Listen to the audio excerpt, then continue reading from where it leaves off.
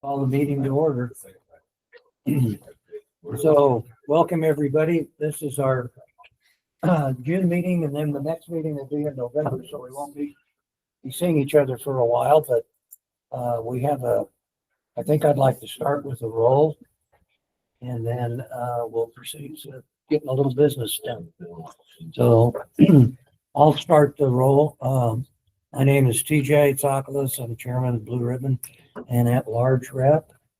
We'll go to my left, Jordan. Jordan Nielsen. I work for Trout Unlimited, and I am the Southeast region rep. And Mickey Anderson, commercial rep. Do you want me to introduce myself now? Yeah, sure. And give 2 minutes? All right. My name is Mike Lee. I'm interested in becoming a member of the council, so I'm attending today. I've been around the fly fishing community here in Utah for 20 plus years with doing a lot of work with TU. I'm also on the board of the new FFI chapter up in Heber and on the board of the TU chapter in Park City. I think this, from all the people that I have known that have been with this organization, it seems like a really good organization. I think I'd like to be a part of it. Thank you. Appreciate your interest. Larry Finch, at large. Dean Krager, cold water. Larry Larson, what am I? Southern Region. Region, Blue Water Rep. Tyler Robinson, Central Region Sportfish Biologist. Calvin Black, Assistant Aquatics Manager out of the Southeast region. Glenn Brunson, Assistant Aquatics Manager out of the Northern region. Nick Braithwaite, I'm a Fisheries Biologist in the Southern Region. And who do we have online? Bill Klopp. And I guess that's Central Region. Yes. This is Russ Lawrence. I live up in the Northern region. I'm a warm water rep. There's road tripping. Terry and Dan Terry's just joined. Road. Can you hear us, Terry?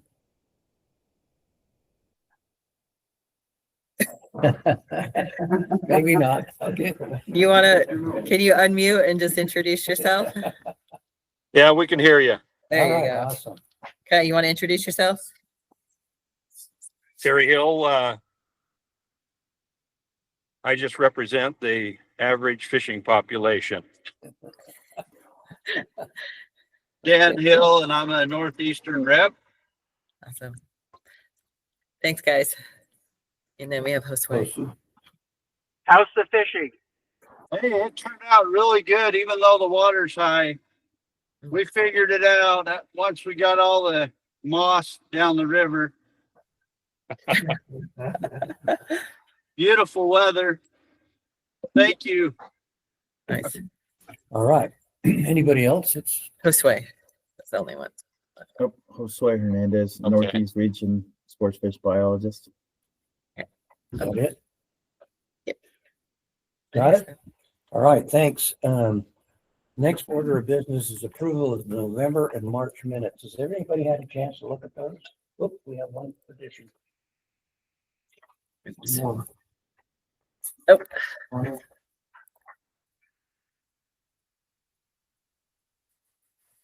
All right. What do I do? Introduce yourself. I'm Jane. Hi, guys.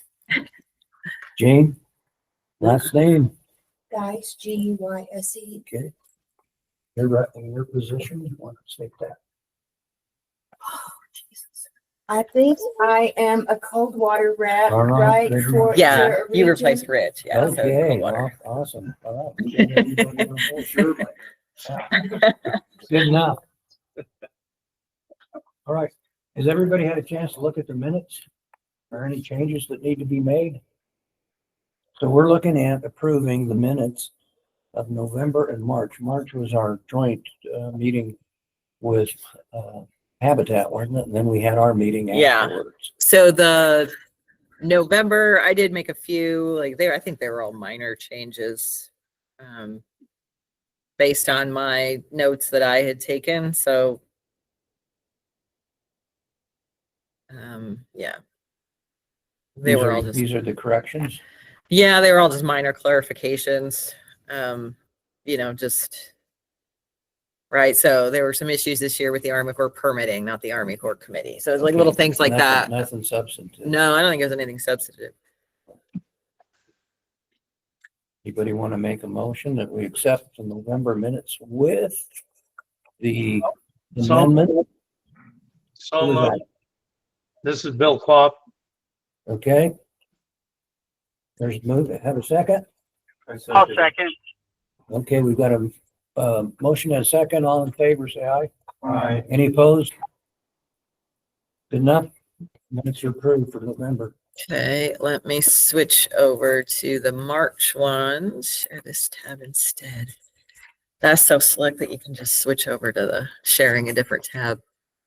So these were just, yeah, like it's a lot shorter, right? Because first of all, we're just going through all of the project Right. proposals, and it's the biologist like just doing the presentations mostly. So these are a lot shorter, just a little bit of information about each project. And then we did have a couple of presentations from Mike Slater and, what was it? Mike Slater and Chris Crockett. And they just talked about some of the waters that you guys are fishing this year. So it was pretty short. Hopefully no big deal. Any corrections that need to be made in those minutes? Not, and I entertain a motion to approve them. Do I need a motion? A motion that we approve it. Have a second. Second. There you go. You have a second. All in favor? Aye. Any opposed? Abstain. You should sit. I wasn't here, so. All right, good enough. We've got those minutes approved. Water for reevaluation. You want to get right to those? Yeah, let's do that. Let me close out. So I got so much stuff open. Let me close out these things as we get through them. Okay, so just a reminder as you go to the water body scoring. Let me share my screen first.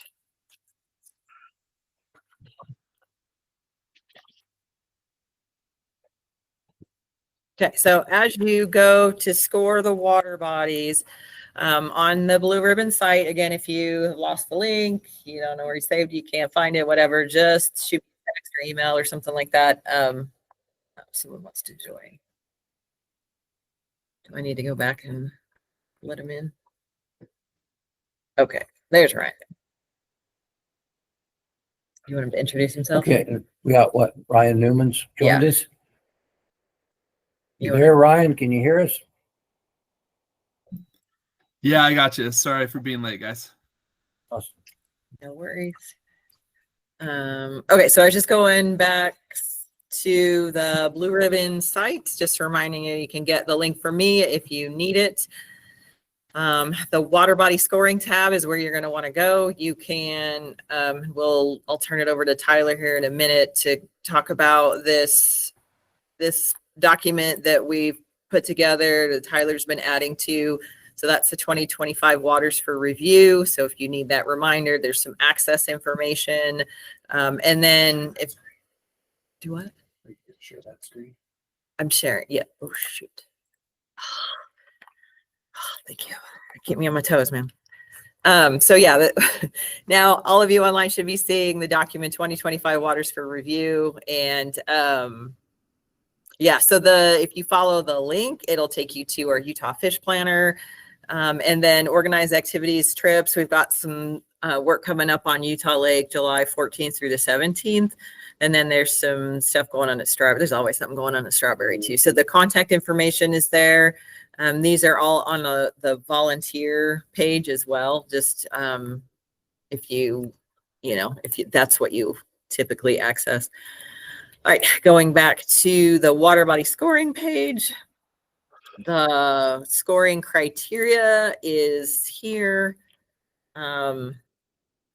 So just a quick reminder, we score on fishery status, things like size caught, number caught, population characteristics, harvest potential, habitat, management initiatives. And then group 2 is access. So shore, boat, access, accessibility in general, and then environment. So that's setting, water quantity, and water quality. If you have any questions on that, just contact me, let me know. We can work through it and talk through it. So there's 65 points for large reservoirs, 60 points for moderate and small reservoirs, and then a different scale for flowing waters, because there's going to be a little bit different access, especially, but just different characteristics for those. And I'm not sharing this either. So sharing this tab. So again, this is the Hepworth Walker scale. That's what you're going to use. I do have kind of a little reminder presentation on just the Blue Ribbon Council and going over some of that for some of the folks that have started within the last year. So I'll talk a little bit more about where that comes from in that presentation. So, and then the other thing I wanted to mention was that with the water body scoring page here on the site, when you click on each of these waters, so you just have to have fished in the last 2 years, fished any of these, and then you click on the link and it takes you to a form. And every single one, isn't that wild? I have to switch sharing every single time. So you'll enter your email. Have you fished the lower program in the last 2 years? If you say no, I think it's just going to end the survey. It's going to kick you out. So there's no need to do that if you haven't fished it in the last 2 years. So yes, enter your name and then you hit next. Oh, just do this. And then it starts going through the questions. You'll notice that not all of the questions from the Hepworth Walker scale are there. That's okay. I rank some of them just because they're more objective rather than just your experience and what your interactions with other members of the public is based on. So it's just going to be, yes, the water quality is good, or water quantity is good because there's a conservation pool, that kind of thing. So that's something that I can score. So yeah, you'll just score this. There's a little bit more. I think I just did it on multiple pages. There's 10 total, and then you would just submit, and then I have access to that once you have submitted it. So all that should be taken care of. That's all you got to do. And remember, it's just on the site. So hopefully it's super easy. You get out, you fish, and then you can rank it right away while it's still fresh in your memory. Just another reminder that it's not necessarily what happened on that one fishing trip. I mean, if you fish that water all the time, then you've got like a larger base to take from, obviously. But if you just were able to fish it once, that's fine. Just it's more about the potential. So what you know about the potential, we just ask you to visit that water to understand what's going on. Do you think he would just join or just got added? I guess he's added. Okay. Yeah, so it's more about the potential. So you're, as Blue Ribbon Council representatives, you're talking to other people, you're hearing from other people, and you're using their information to help you score and what like hopefully you're getting out on the water with Tyler and Mike and seeing what's going on, so you can see the netting results and you can say, yes, the potential is there for catching big fish or a lot of fish. Maybe you didn't catch big fish that trip. That's okay, but the potential is there. So that's what you'd be scoring it on, if that makes sense.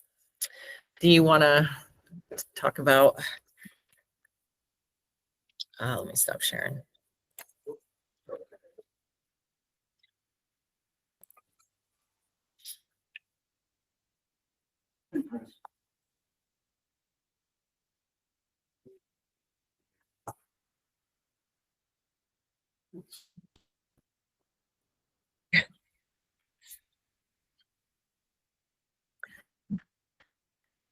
It's always so tricky to get a presentation to go.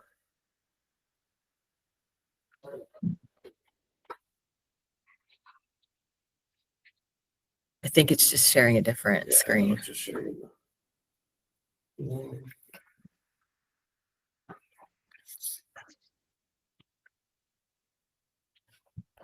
Sorry.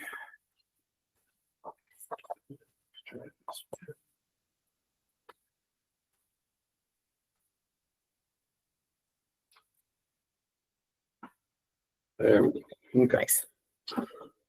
So yeah, I'll try not to bore you guys too much because Mike and Chris already talked about the provos and whatnot in the March meeting. But again, I'll bring it up where you can go, where you can fish. Of course, right now is a little tougher because it's irrigation season and we know flows are a little bit strong throughout there. So getting on the river right now is a challenge at some point, but there's still good fishing going on. If you can find a hole that nobody's sitting in and it's slow, you can still catch some fish.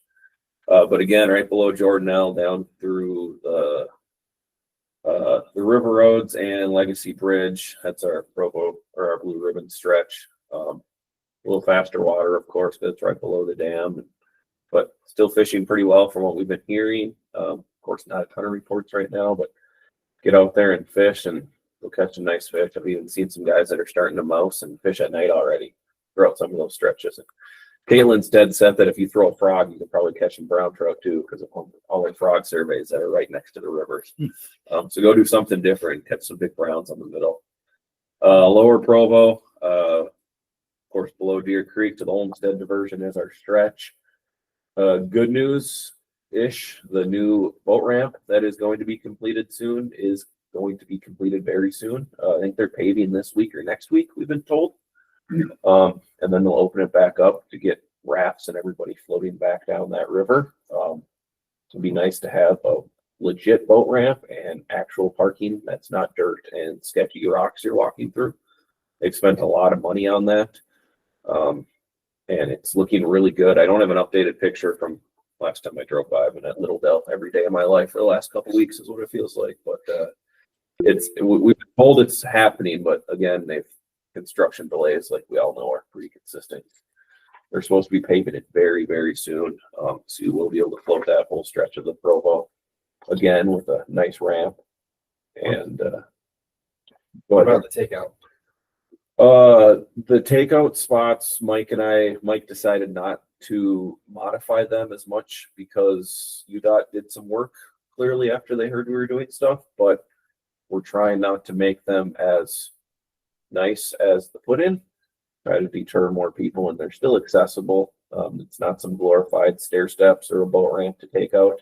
It's still a dirt ramp, but it is still accessible.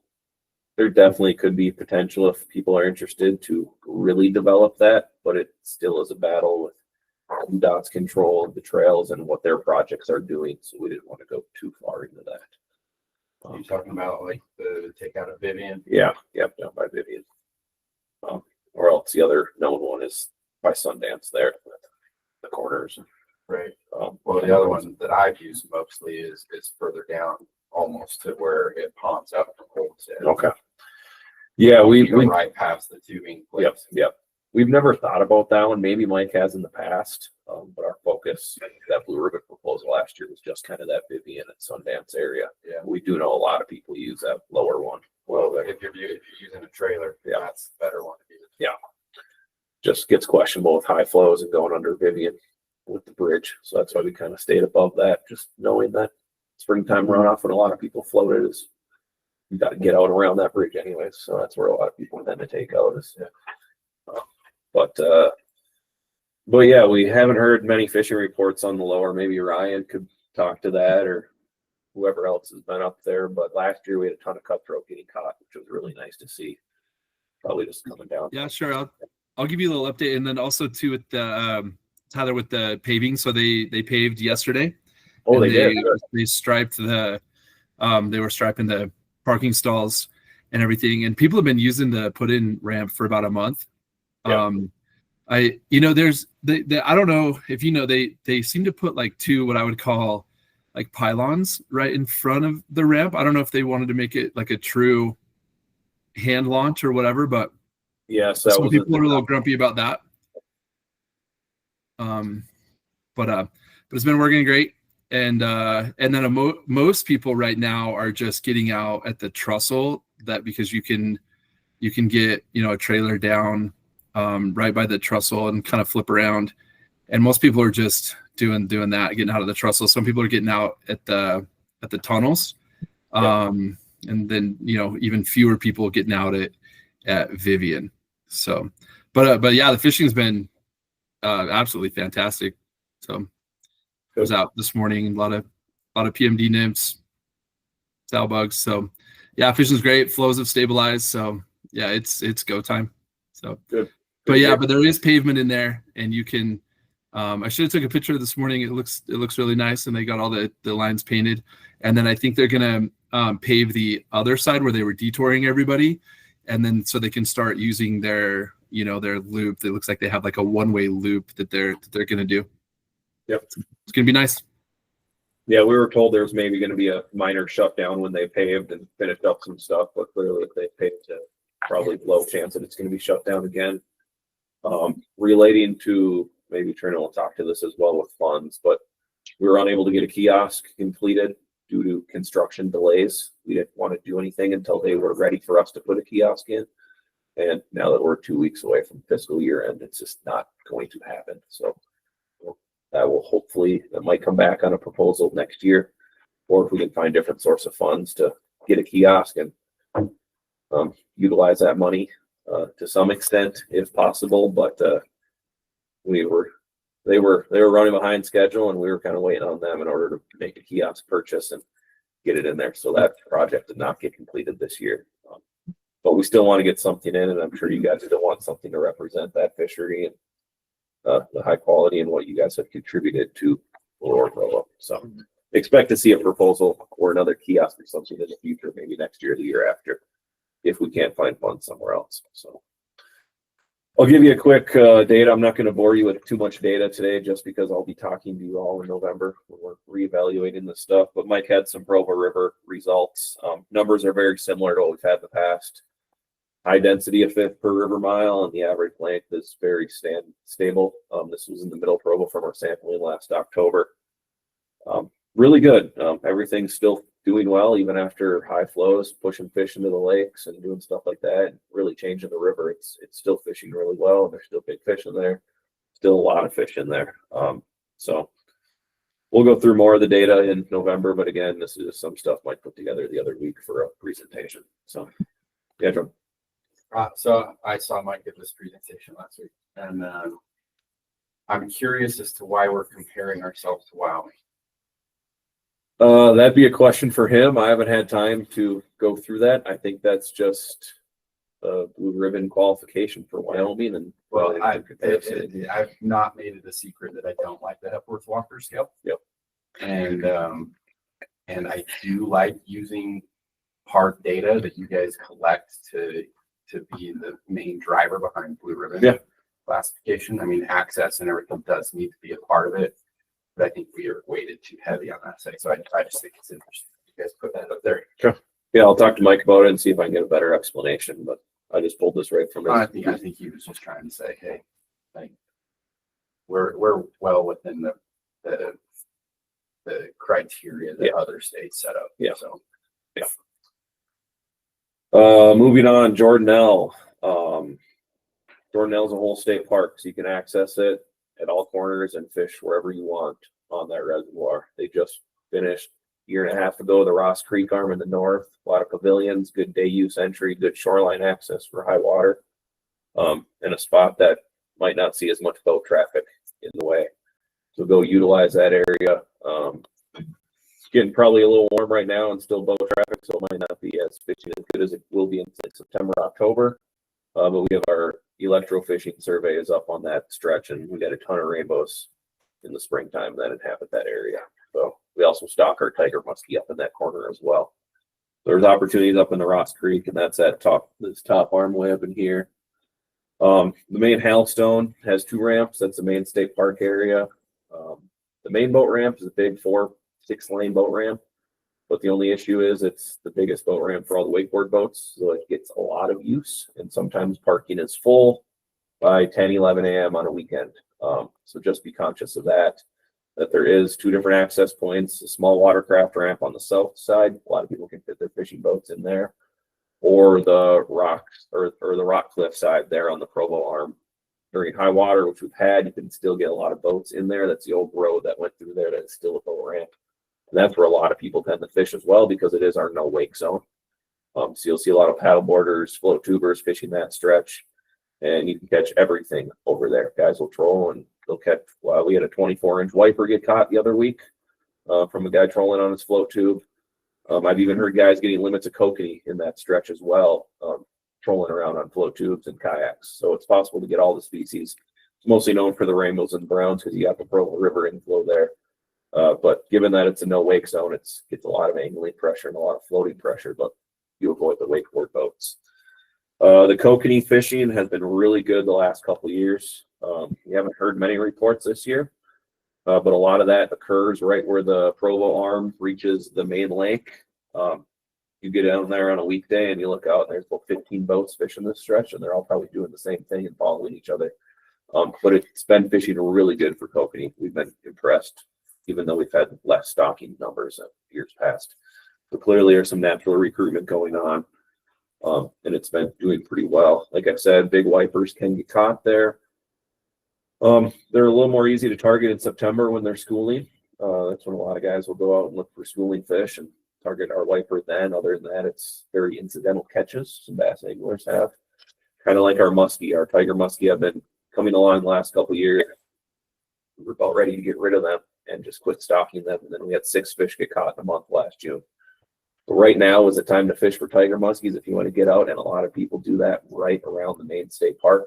There's that big point that comes off, and that seems to be where a lot of fish hold. Some good structure off there. It's relatively shallow, but good at deep water escapes. And there's some decent tiger muskie getting caught, like you see in this picture here. That was like a 42-incher. That was caught the day we actually stocked our tiger muskie last year. So we're looking at early July when this fish was caught. So right now, if your desire is to go target a tiger muskie on Jordanelle, this is a month to do it at. Splake, we've been putting a lot of splake in. We've always hit our quota, and we put a bunch of extra splake in 2 years ago, and we did some shocking last fall for tiger muskie, and we shocked up a bunch of splake as well in that 16 to 20-inch range.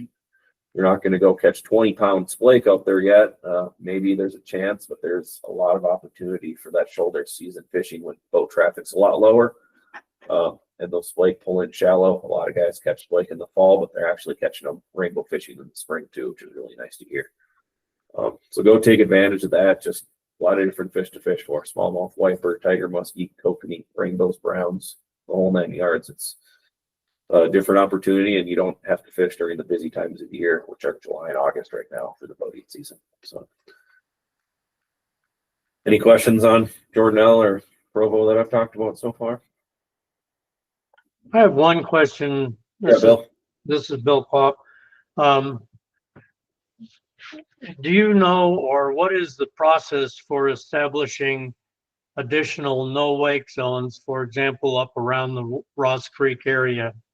It seems to me that the no wake zone in Rockcliffe is well used and appreciated even by lots of big boat owners. They're more than willing to come in there trolling slow, don't disturb me when they're trolling slow like that when I'm fishing. And it gives a lot of opportunity for various activities. And it seems like there should be a no wake zone established in the Rock Creek area for the same reasons. More people to distribute in areas where they don't want all of the toy boats going 30, 50 miles an hour. I'm not sure the process. Maybe Jordan could speak to this. When was the Rockcliffe no wake zone implemented? You weren't around with that one. I think it was before I started working for the division. Okay. So it's been part of the original design. I was gonna say, I think it probably was part of the original design. So early 90s. Yeah. So Bill, we've been in discussion with state parks, but they've had a lot of turnover in their management of the state park in the last couple of years. So we haven't really had any continued conversations, but it's something that was brought up in our Creel survey results. A lot of people complained about wakeboard boats and education of other users. Yeah. So it's something I'd like to bring up with state parks, but we just haven't had the ability to sit down with them because they've had 2 new managers and new assistant managers in the last 3 years. So it's been a challenge. Given that it's all state park, I'm assuming we're gonna have to work with them and BOR because it's their water as well. But Well, I would recommend that the Blue Ribbon Advisory Council take that as one of our key objectives for Jordanelle Reservoir, because, you know, some of you know I have a little bit of cynical view of our blue ribbon fishery, but I don't think a blue ribbon fishery deserves to have all of the small craft going at 30 to 50 miles an hour around fishing boats or, you know, others. So I think this is something that needs to be done. And I can't think of any other reason why not to start it now and put the full impact of whatever we have behind it, both directly to state parks, but maybe also some legislative support if we need to have that. Yeah, let's start with working with Blue Ribbon Council, working with the division, and then working with state parks, trying to get it probably makes sense just to start by talking, right? So let's try and when the field season's over, and try and get a meetings together. But I think in the meantime, though, Blue Ribbon Council could probably meet with, because I don't know the process, but I feel like any other advocacy, the council would work with the division, develop kind of some talking points, and because we are an arm of the division. So I think that's a good place to start, and we can do that before the field season is over. So I don't know the process, but I can find out more. And if there's folks that are interested in participating in that, I can then start interacting with those folks. I mean, we can just start having these conversations, trying to determine what we want to do moving forward. We can just start that now if I know who is interested in helping. Well, I would love any support with that, Bill. It's with our habitat projects that we're trying to start here in the next 5 to 10 years, adding that in the areas where we're also putting our fish structures, I think would be beneficial for anglers to not just be able to fish some structures we're putting in, but also have some no wake zones in and around that to help them fish that. So any help is appreciated. It's a big body of water that has a lot of influence from non-fishermen. That's not going to be an easy fight by any means. It's a Wasatch Front water, even though it's an hour away. It's that's a true record. I think there's a lot of non-fishermen that would support a no wake zone, that use kayaks, canoes, stand-up paddle boards, and so forth. I've got 2 kids and a grandson that would put their votes towards a no wake zone. No, I appreciate that. Any support would be great on my end. So Bill, I'll find out the process that the division would like us to go through. I can work with you and anyone else. Is there anyone else who would be interested? Let's see, Russ and Dean. Do you think there's any data that would show how many fishermen use the reservoir versus, Creel survey. When was the last? our Creel survey can give us the angling hours and effort there, but we don't account for other recreational use. No, but state parks I'm would assuming have. state parks would have some kind of count Mhm. on total use, and then we could do something related to how many boats we're interviewing or anglers we're interviewing. I mean, I think they have to recognize too that there's a lot more usage in the last few years. I'd be interested to see those numbers. Yeah. I'm sure they have usage numbers. So I guess I feel like the initial discussion with them is we're interested in making a better environment, a better opportunity for non-motorized and anglers. How do we do that, right? And have that discussion. Maybe then no wake zones are one potential option in the suite of options, right? But so you don't necessarily go in with the answer. You go in trying to figure out how to make a better experience overall, and maybe that comes out. Hopefully that comes out, but it's state parks would have to tell us what's actually feasible. Go ahead, Bill. Trina, I want to caution one semantics issue. You use the term non-motorized. Non-motorized is not a good terminology. No wake zone is the right terminology. No wake zone will allow small electric motor to be using it. It will allow large motorized boats to use it at a very low speed. And that increases your population of support for the political aspect of the river.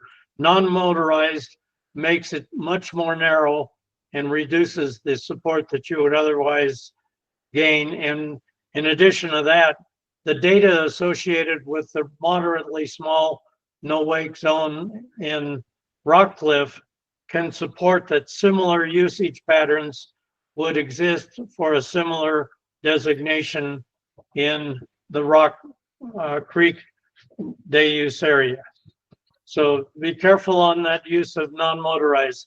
That's not what I am advocating. Right. No, I'm sorry. I just was referring to a user group. So sorry that wasn't clear. Well, I mean, the state uses non-motorized a lot in what I believe is a sloppy terminology. So I'm very much opposed to the semantics. And what we're looking is low speed, safe use for fishermen and other recreationalists that don't want to go 30 miles an hour. Well, let's work on that in the future and see if we can get something Sounds good. put together by the Yeah. fall time when I have a little more free time in my schedule to put some effort into that. Moving on to Deer Creek, a lot of you guys came out and helped last year for Deer Creek sampling. Mickey catches stuff other than trout sometimes, so it's good to see.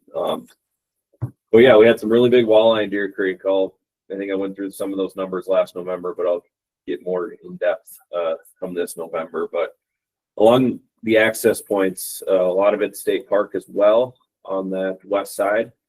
So all those red dots you're seeing are primarily state park, the main ramp, Rainbow Bay, and the island day use area. Very popular, a lot of parking, but a lot of availability to fish a lot of good fishing shoreline. This dot down here is actually a walk-in access point, so you don't technically have to pay to park there, which is different for Deer Creek. And then up top here, there's another part of the state park that they have another small craft boat ramp, a little shallower area. A lot more windsurfers use this area because it's a lot shallower for wakeboard boats and it's super windy.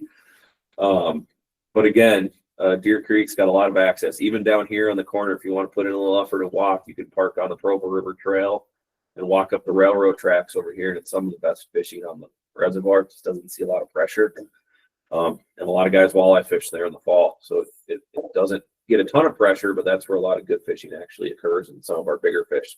All these fish you see on this picture here came out of our gill net that was set right on this point. So you got to put a little more effort into walking there, but it's some really good fishing that can happen. Again, similar as Jordanelle, avoid this busy time between July and August where it's a lot of wakeboard jet ski use. Get there early, go fish. Whereas that some of the better fishing is right away in the morning or late at night. But again, it's a little tougher too. The fish get warm waters happen really quick, especially this year when it's going to be 100 degrees tomorrow. Fish are going to be a little more stressed out at the rate we're at, which is kind of a concern, but they'll survive. They're rainbow trout stocked in for a reason, and they've done well in there for the year, so they'll keep going. But the walleye have been phenomenal. We don't hear a lot of recruitment and a lot of small fish caught. We only hear about big fish being caught, but a lot of the walleye anglers are tight-lipped over there. But we had the state record, spearfishing state record get shot last year. I think it was 12.9 if I remember right. This year we also had more 12-pounders get caught and from our spearfish anglers as well. So there are some trophy walleyes in there. Of course, that's springtime. They haven't spawned yet, but again, go fish them in the fall. When they come back up shallow, we set these gill nets in October and only fish were caught 20 feet or so. So easily targetable from shore or if you have a boat. And a good fishing is in the Wallsburg Arm, which is also no wake zone as well. So it gets a lot less recreational use, more just floaters out there enjoying the sun, and you can actually fish around them without being blown apart by wakeboard boats. Ton of smallmouth in there. Size structure is a little poor. That's kind of a statewide trend we're getting on a lot of our smallmouth fisheries and kind of a concern. A lot of fish, not enough food. They're not growing. But it gives you get a chance to get out with the family and catch a bunch of fish with the kids. And the rainbow fishing is still great. We get a lot of big rainbows and they get big really fast in there. If we ever get ice, some of the best ice fishing out there is on Deer Creek for rainbows. Really nice fish get caught. They grow really fast and they're fun to catch. A lot of people just troll around the state park area and they can catch plenty of rainbows in a day. So get out and fish there. Shoulder season, of course, is important too. That August, September, or that September, October time. A lot less boat pressure, but a lot more fishing pressure. And the walleye are active, the trout are more active. Everything's fishing pretty well. So again, Deer Creek has a lot of access. It is state park, so you have to have the state park pass to get into some of these places, but utilize that, get out fishing at good places to fish from shore. Any questions on Deer Creek? Tyler, what's that fish that Mike's catching? Or That's about a 12.5 pound walleye we had in our gill net last year, and it had nothing in its stomach. It was all fat, so it didn't even have a fish in there. They eat super heavy in the springtime and early summer, and I don't think they eat late summer because they just don't want to put in any effort. We see this in a lot of Great Lakes fisheries as well, where I was from in Minnesota. They're eating tullabies and whitefish, and I think the walleye in Deer Creek primarily eat our rainbow trout. And if I were a walleye and I'd be able to eat one rainbow trout every other week, I'd probably prefer that over 50 perch a day. So they eat heavy. I think we, like a lot of our walleye fisheries that have big walleye, they're eating our rainbow trout we put in. So don't be afraid to throw big baits and troll around like you're rainbow fishing, because odds are you could catch a walleye trolling around too. What is your thoughts on the perch in Deer Creek? So when we pull those nets in every time. I think we're still in the recovery phase from those super low water years, because when we electrofished on Jordanelle, we saw the same thing, where our gill nets, curtain nets on Jordanelle, hardly anything. Our springtime electrofishing in 22, we went from like 300 perch to like 80.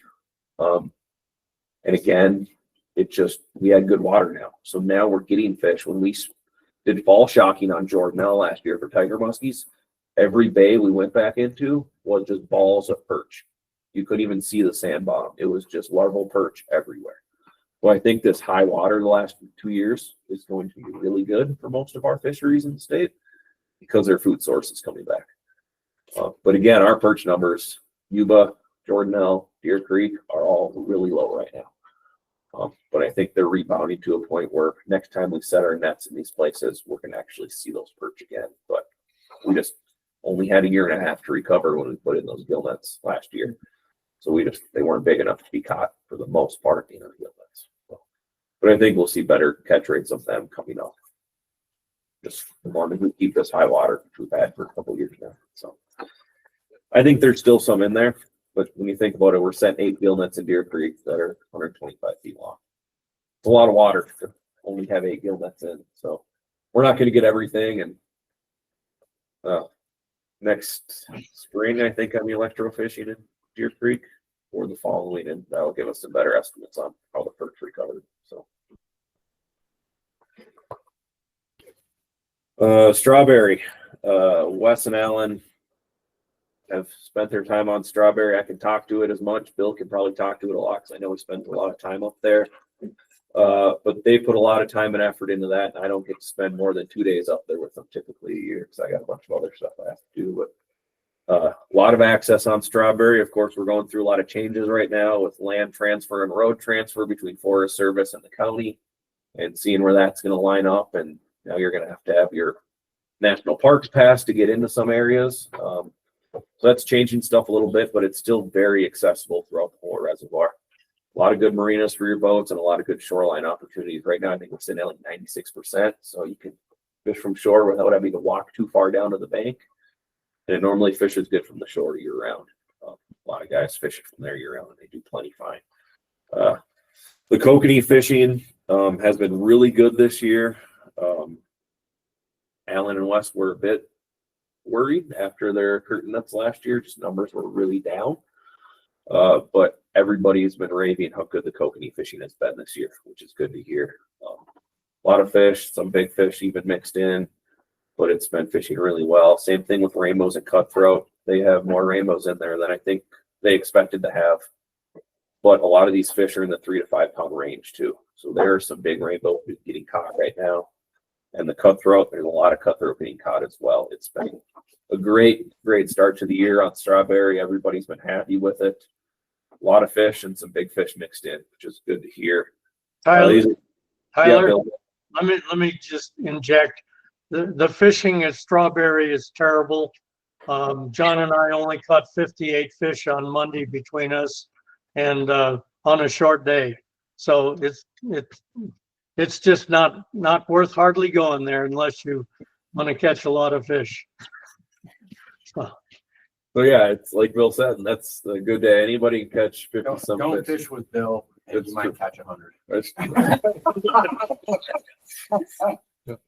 So yeah, it's been good. Everybody's been having a good time.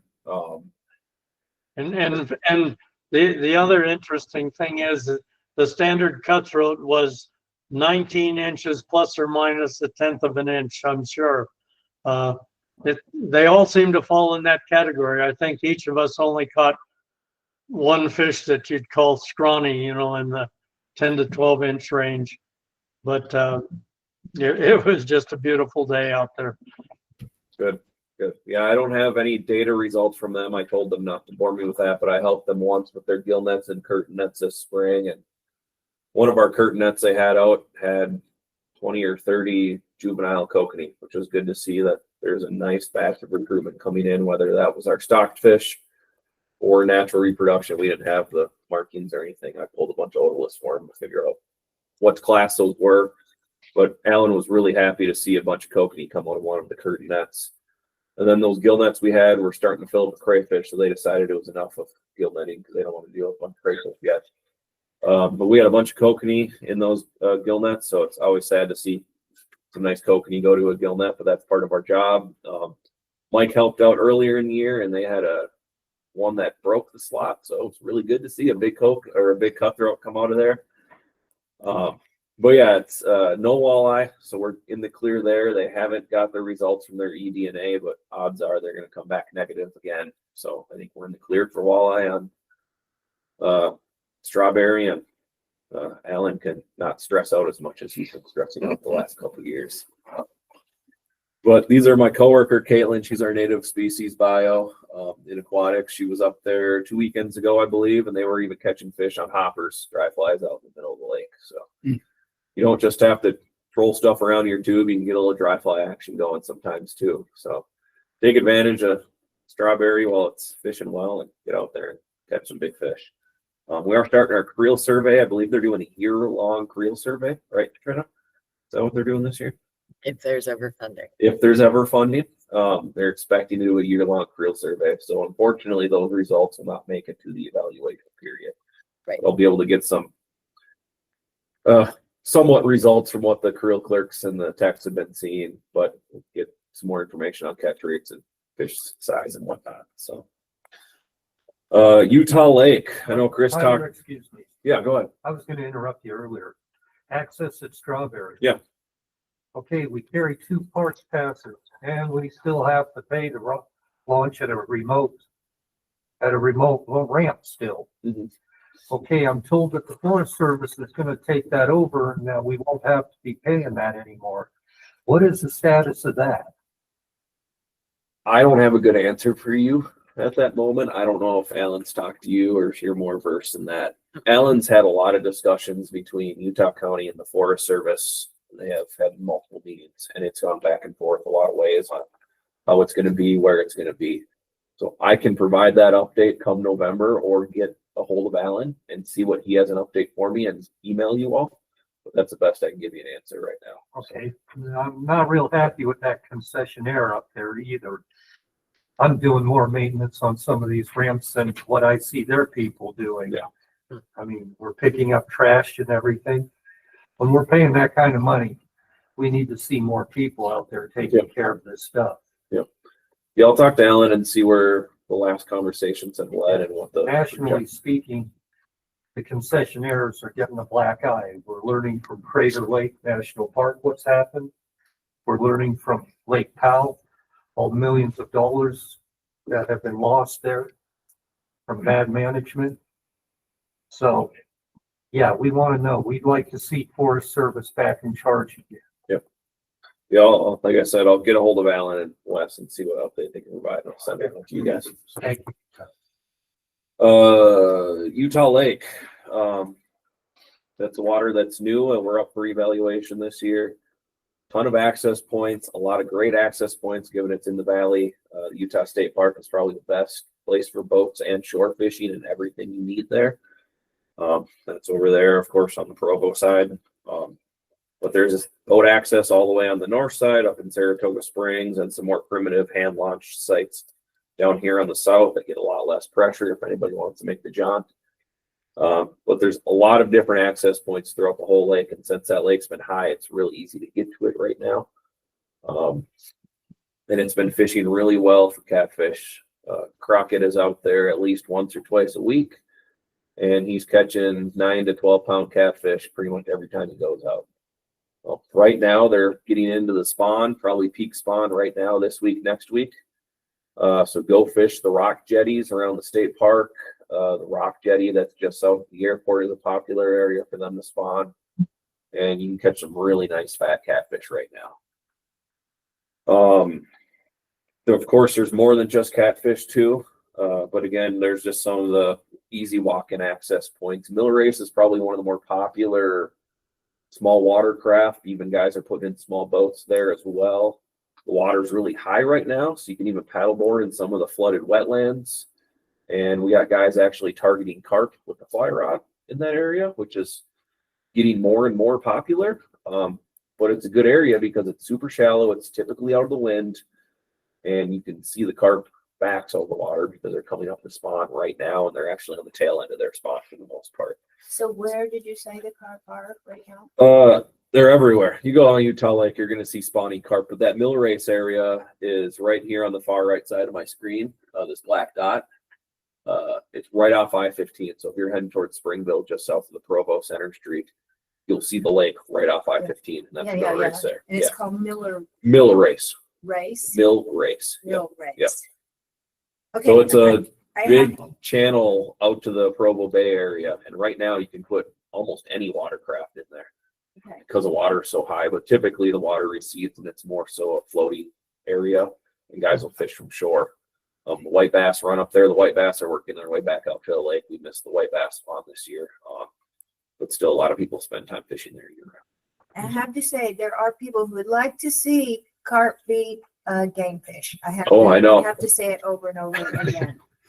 Okay. I don't think it's going to happen on Utah Lake. That's a sore subject for them. But yeah, a lot of people are starting to target carp with a fly rod because they're realizing it's a fun fighting fish. So yeah, Jordan. Another good place if you want to wade to fish for them is just at Lincoln Beach. Yep. That's so this area of the boat ramp, it's shallow. You can see them. Yeah, this whole area right here is super popular for catfish anglers as well as carp anglers. It's a little muddier and dirtier sometimes, depending on the northwest winds pushing stuff into it, but gets a lot less pressure. One of our AIS law enforcement guys, that is like the sole area where he goes catfish fishing as well as carp fishing when he's either bow fishing or actually fishing for them. And he fishes from his kayak right off the bank and catches 20, 30 cats a day sometimes when he's up there. It's a really popular catfish area for some decent sized fish, and carp inhabit that area pretty frequent as well. Same thing with northern pike. I'll pass around a picture that was just caught us like 2 weeks ago with Crockett, our northern region. So yes, this picture up here, it's right there. Chris Penny and Crockett were out on Utah Lake, just north of the Provo River Delta, trolling for catfish, and Penny's daughter reeled in a 23-pound catfish. The state record's 30-some pounds. I somewhat question that, looking at this fish compared to the state record. Like, how is this thing not that? But it's one of the biggest catfish we've ever had caught out of Utah Lake in the last few years that we've known about. We hear about 15, 16 pounders here and there, but to see something break the 20-pound mark is incredible. Why is Penny with my fish, not his daughter? Yeah, right. Supposedly his daughter his daughter. Yeah. And she was like not interested when they got it in the boat. She just thought it was just a typical fish and just didn't even care. And Crockett and Penny are just flipping out because this is the biggest catfish they're ever going to get their hands on. And this is within 2 miles of Utah Lake State Park. That's all you have to travel. Get out on the state park, head north or head south, and start trolling right away in 4 to 5 feet of water, and you're gonna catch what you get. So yeah, Chris was out again. Like I said, he's out all the time on Utah Lake, and he's catching catfish. This is one of the smaller sized, but typically you're gonna catch a lot of these fish, and a lot of fish bigger than what he's holding up here. This is a largemouth I caught this spring up in Powell Slough. So that's just north of the Delta area. And it's because the water's so high, you can get your boat in there right now. You can get paddle boards in there and fish a lot of flooded frag and a lot of flooded cattails. And it's got bluegill, we got crappie, we got good largemouth. And even the catfish come in there to spawn as well right now because of how high that water is. So it's very accessible for shoreline fishing. Sometimes it's a little wet to wade through right now because the water is so high. But yeah, I caught a couple nice largemouth when I was out one day. So it was nice to catch some largemouth again in the state that I haven't done since I left Minnesota. But again, white bass spawn is pretty much over, so they're tougher to come by. But Battle Creek has a good walk-in access point, very popular for white bass. The old Provo River, that's now more Utah Lake, another popular area for white bass and all species.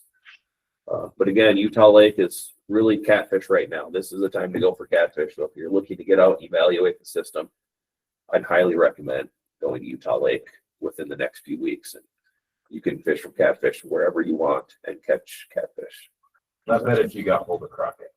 If you wanted to get out, Crockett will get you out. We've been out. We had to do an outreach event for a cooking segment. So I had other stuff, so I didn't get to go fishing for that day. But a few people from the office did. Went out fishing for the day, caught a bunch of catfish, and had a blast. So if you want to get out, give me a call. I will try and put it on the schedule because any day fishing is a lot better than driving around the Salt Lake Valley.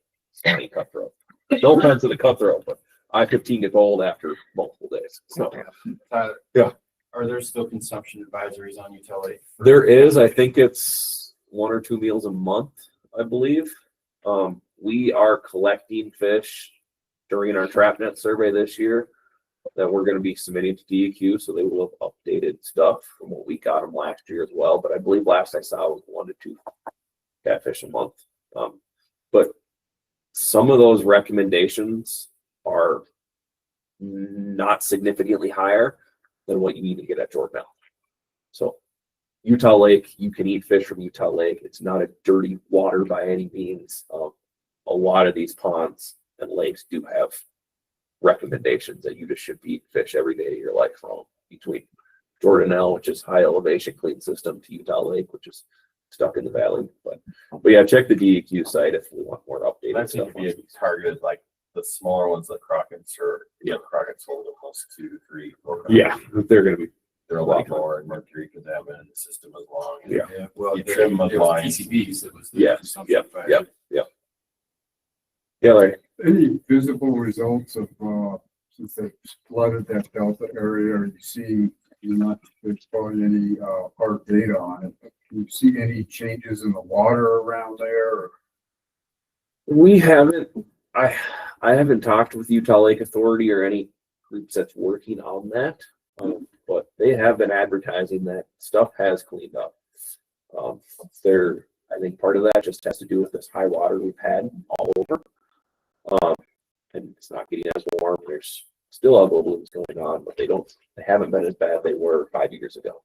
I could get some more data on that and present that in the November meeting. There's so many people working on Utah Lake right now, from USU to Utah Lake Authority to us, DEQ. A lot of different entities are putting a lot of time and effort into Utah Lake right now. So there's a ton of data out there. We just need to ask around to get all the stuff that it is.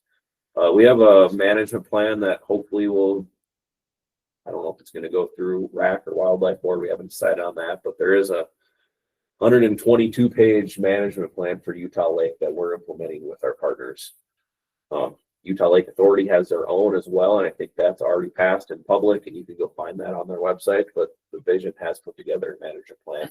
It's taken us 3 years to do because it has a lot of partners that we're working with.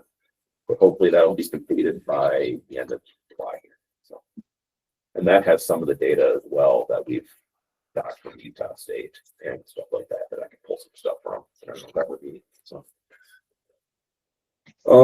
unfortunately, back to the white bass, we didn't have a lot of big fish get caught this year. It was almost like a black hole showed up in Utah Lake and swallowed 2 year classes of fish. It was 8 to 10 inches all year, and last year was 12 to 14 inches.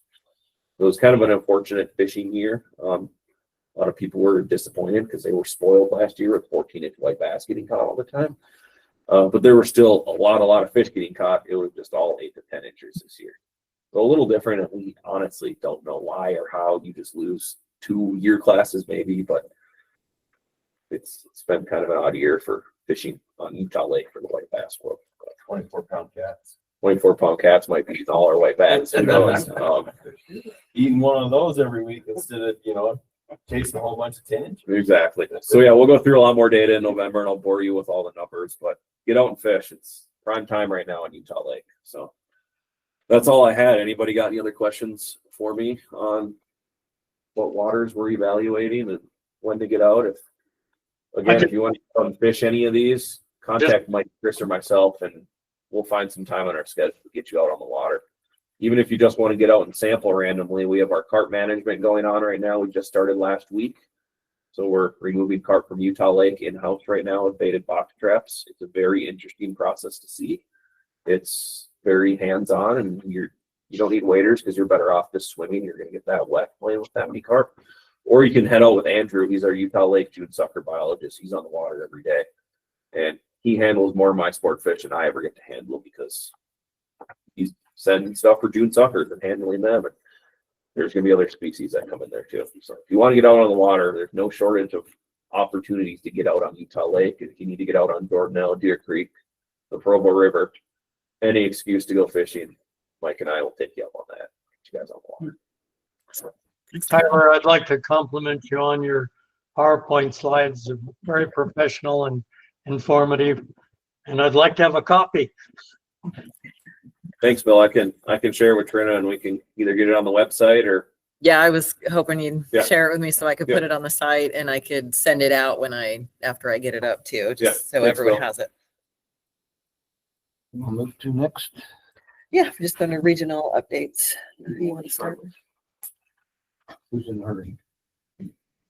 Want to give us your regional update? Yeah. Let me And you're just gonna log in, right? log in here.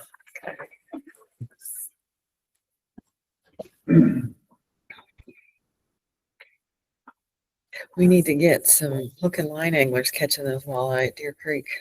I wish I could do it, but Yeah, I don't think I have any hope, but someone someone hasn't Okay. figured out. They just don't tell us. right. Yeah, they would never post and let anyone know. I'm gonna try this fall. Yeah, make everybody mad. Yeah, having 11 walleye over 10 pounds in our gill nets last year was kind of eye-opening. That's crazy. There's some big boys in there. That one net making, how many big fish we had out of that first net we pulled? Yeah, that one was up Walford. Couldn't even fit everything in the bin when we pulled it up. I think we had, well, yeah, I think we had like 12 walleye in that net, and they were all over 6 pounds. I'll slide up here so you guys can hear me. Sure. All right, so we'll start off with one of our projects we've been working on at the Blue Ribbon Council Health Fund is our recapture reservoir fish structure project.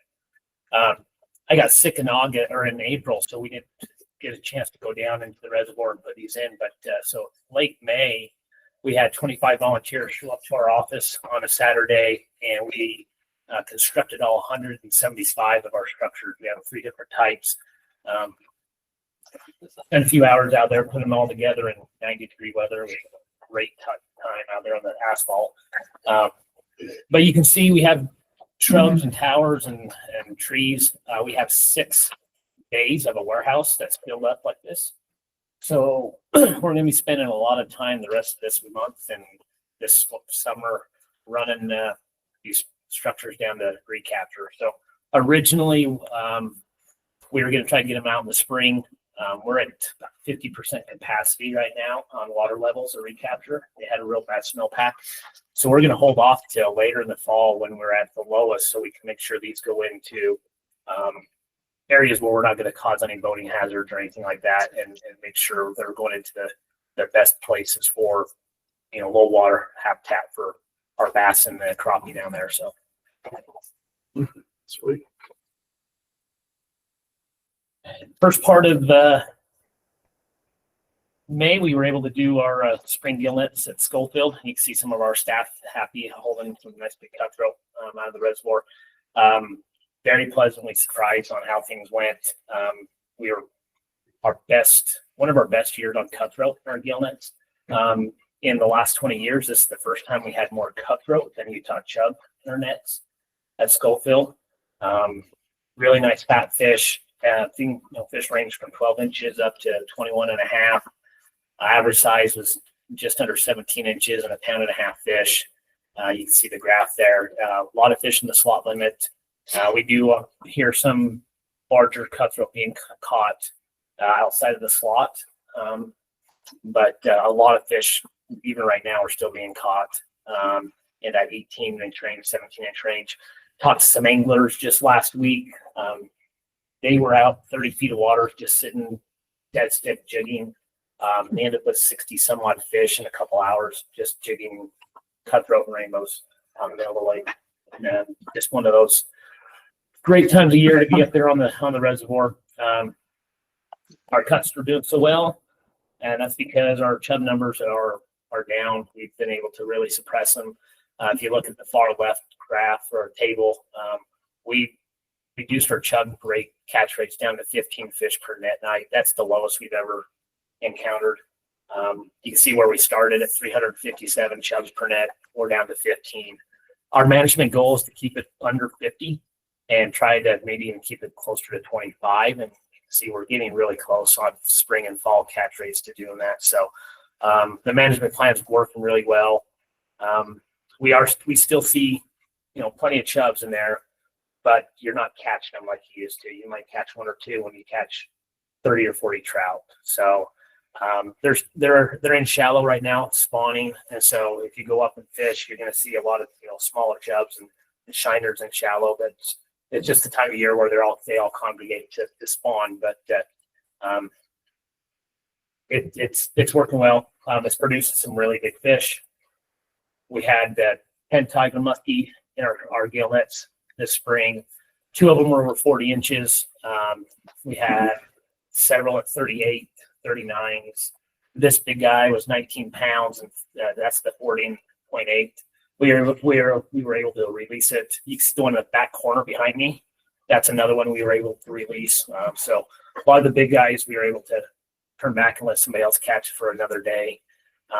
Really popular fishery right now for tiger muskie. We had a lot of folks from out of state coming and fishing it last year. A lot of people asking questions on where to go, what to use, timing and everything. So the region, we are this year, hosting a tiger muskie fishing clinic in July.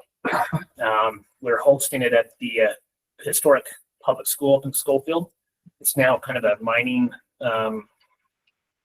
museum there in town that they've agreed to let us use their conference room or the old school room for this presentation. I'm going to talk about the management of the reservoir, feeding behaviors and movement of tiger muskie and chub throughout the reservoir.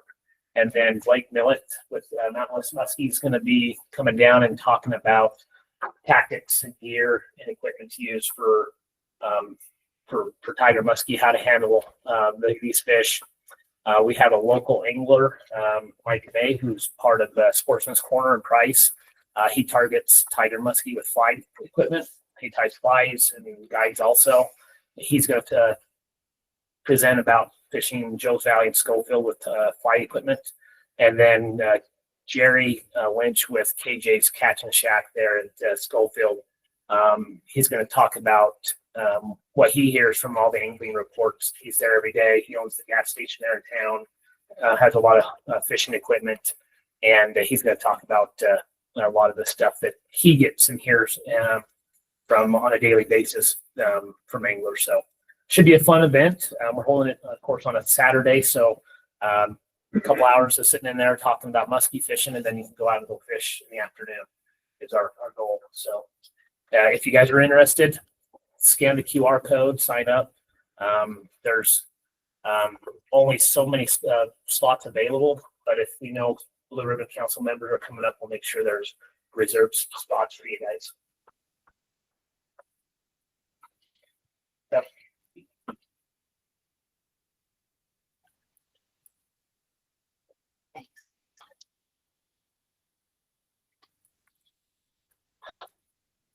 Like Tyler, we're doing a lot of cutthroat work right now. So I've been up at Duck Fork, our Colorado River cutthroat brood lake.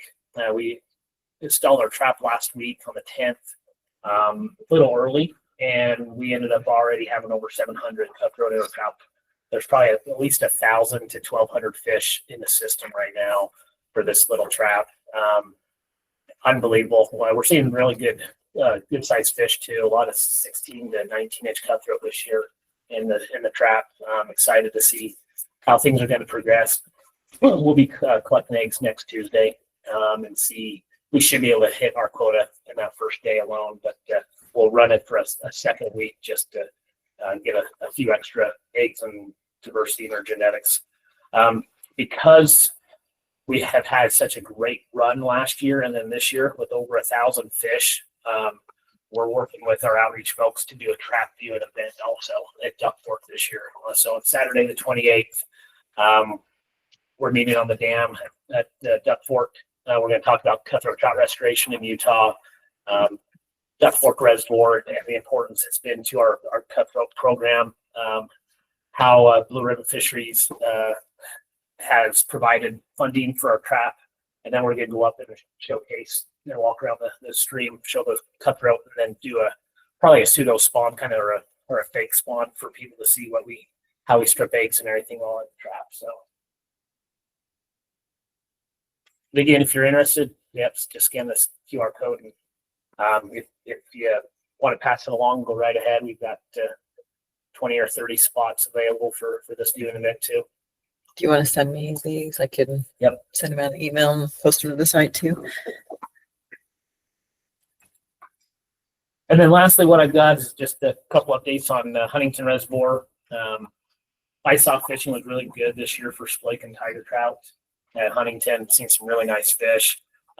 They've started to move out into deeper water. It's super clear water right now, and so if you're fishing from the shore, be there before daylight. You can have some good action right along the shoreline, and then by midday you can see about 12, 15 feet down, and so everything's hugged at the bottom. So you need to have watercraft to get out a little deeper on Mammoth. And then Lower Fish Creek, been talking to some anglers. The mayfly hatch has been crazy this past few days. The tail guns just unbelievable. I saw a video of it. It's just the entire stream is just covered in mayflies right now. We're still kind of in the they're big enough to be streamers. I think they are huge. What about the access down in there, that top part? It's still the same. I guess our same process right now, but a lot of the landowners below, a lot of that property has changed hands, and there's new landowners. So we're still waiting. I think there's one other piece of property that's being sold, and then it could potentially be one landowner for that whole body that we're trying to work on. So we're letting everything play out. We should have like 1 or 2 people versus 6 or 7 to work with together. So, and we do have a new walk-in access coordinator in the region. She's been in the position now for maybe just quite a year, just barely. And so this is Lower Fish Creek is a high priority walk-in access on Schofield. And then tributaries are the number 1 priority for her right now. So yeah, she's keeping an eye on it, just waiting for everything to finalize and heat dry before we can start doing contracts. So, but yeah, Lower Fish Creek's been doing fishing quite well. There's been a lot of people and from the WMA portion of it. But water temps are still a little cold because we're still kind of runoff mode. So everybody's having best luck during the middle of the day. Evenings and mornings have been kind of slowly set. So big game fishing is the best. that's all I had. If anybody have any other questions? Thanks. Ms. Calvin? What we got next? What? Sure. Sounds good to me. I'll start with our rivers. Some of the work we've been doing. So Logan's already reached its peak and then he's dropped off. Feels really good. Utah State will probably start conducting their annual surveys probably next month. But I don't know who's going to be running those with Gary retiring. But if somebody wants to go and be part of their monitoring, they monitor every year as part of the one of their fisheries classes. Just let me know and I can see if I can find out some dates and times to meet on that with them. On the Weber, right now, I've spent 3 days rowing for green sucker population estimates and the project for Utah State. Just a lot of change in pools since our 2023 flows. A lot of places that we'd normally find suckers on big gravel bars or filled cobble or fish there. So spent 2 days launching from the mouth of Weber Canyon, just upstream of Black area where you went to South Weber. Launching at the mouth there, and floating down to about 24th Street, which is where the tracks train comes over the top. We have a pull out there, so we don't hit. There's a footbridge that crosses just downstream of that at higher flow. We flip the raft. It's just low enough to hang its rack. So we pull out just a little bit before that. But in 2 floats, we've only found 4 suckers, which is really disturbing because the flows are like low enough that we're shocking almost everything. We have a new setup. Tyler's seen it. Apex unit on our raft is drawing fish from bank to bank right to the center of the river. It's been absolutely crazy to watch. It was fun to use too. Oh my goodness. So we started last Tuesday morning with the settings that we've always used. It was just too hard on fish. So we ended up dropping 125 volts by the time it got down another 200 yards. It was just like bruise fish. White fish were getting hit way too hard. I was killing browns.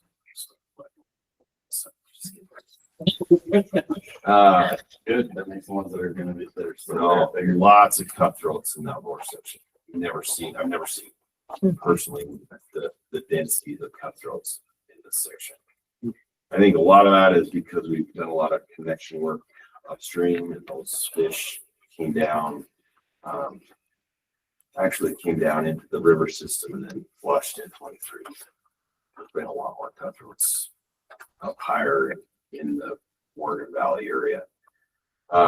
So you let the cutthroat live. You didn't kill the cutthroat. We didn't kill cutthroats. We killed browns. A couple of state records, just let just drift into the bushes. No.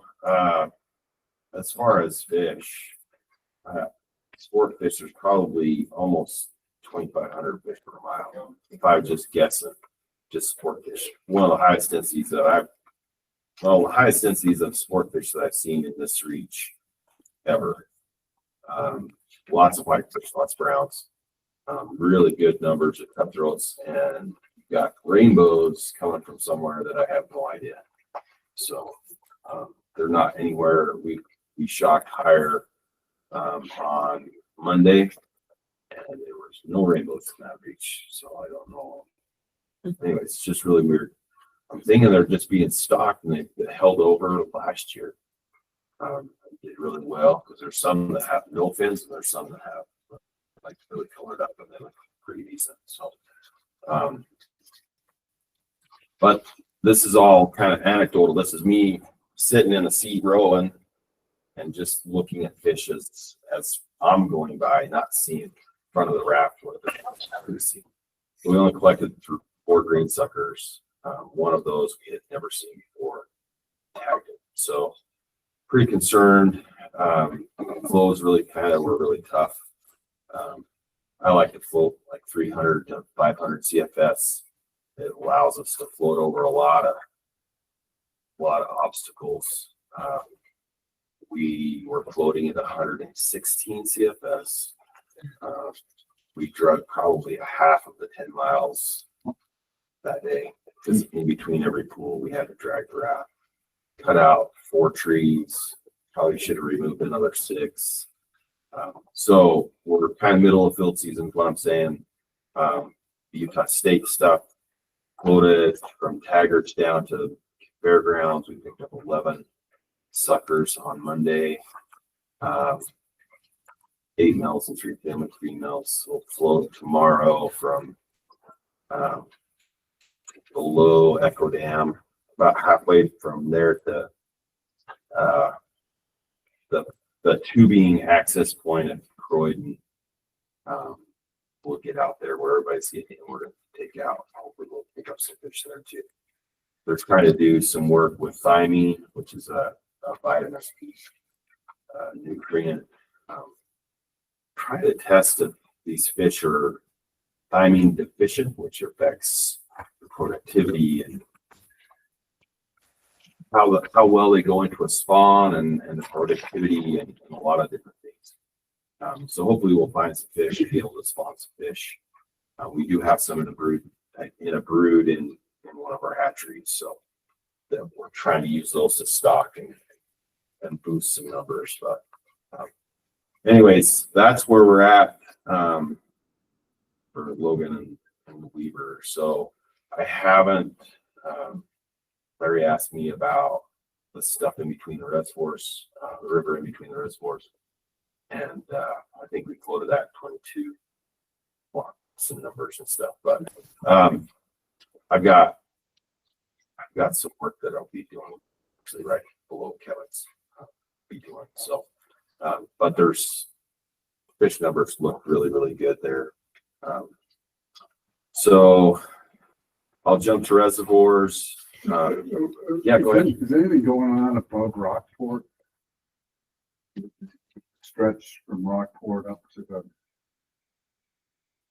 the windows at all? As far as like studies, electroshock. So Matt does. Matt has a reach. He has 2 reaches above Oakley, and I think we did those probably in 2020. This might be a year that we actually go back and revisit those. I don't know how often this is. My stuff's spread out a little bit more because there's not a lot of changes. You're below. I'm usually I'm like Echo, the Rockport down street. I will be finishing up 2 sites on the Ogden this year, probably in September. I'll get those on the calendar as we get a little closer. If you want to come and stumble around and chase some brown trout in the lower Ogden. Can be fun and exciting, depending on flows. Yeah, Clint, I was going to ask, what about the Ogden? Talk to us. So I did 4 of the 6 sites last fall. Actually, the lowest one right by 21st Street Pond, there was 7 or 8 sport fish species there.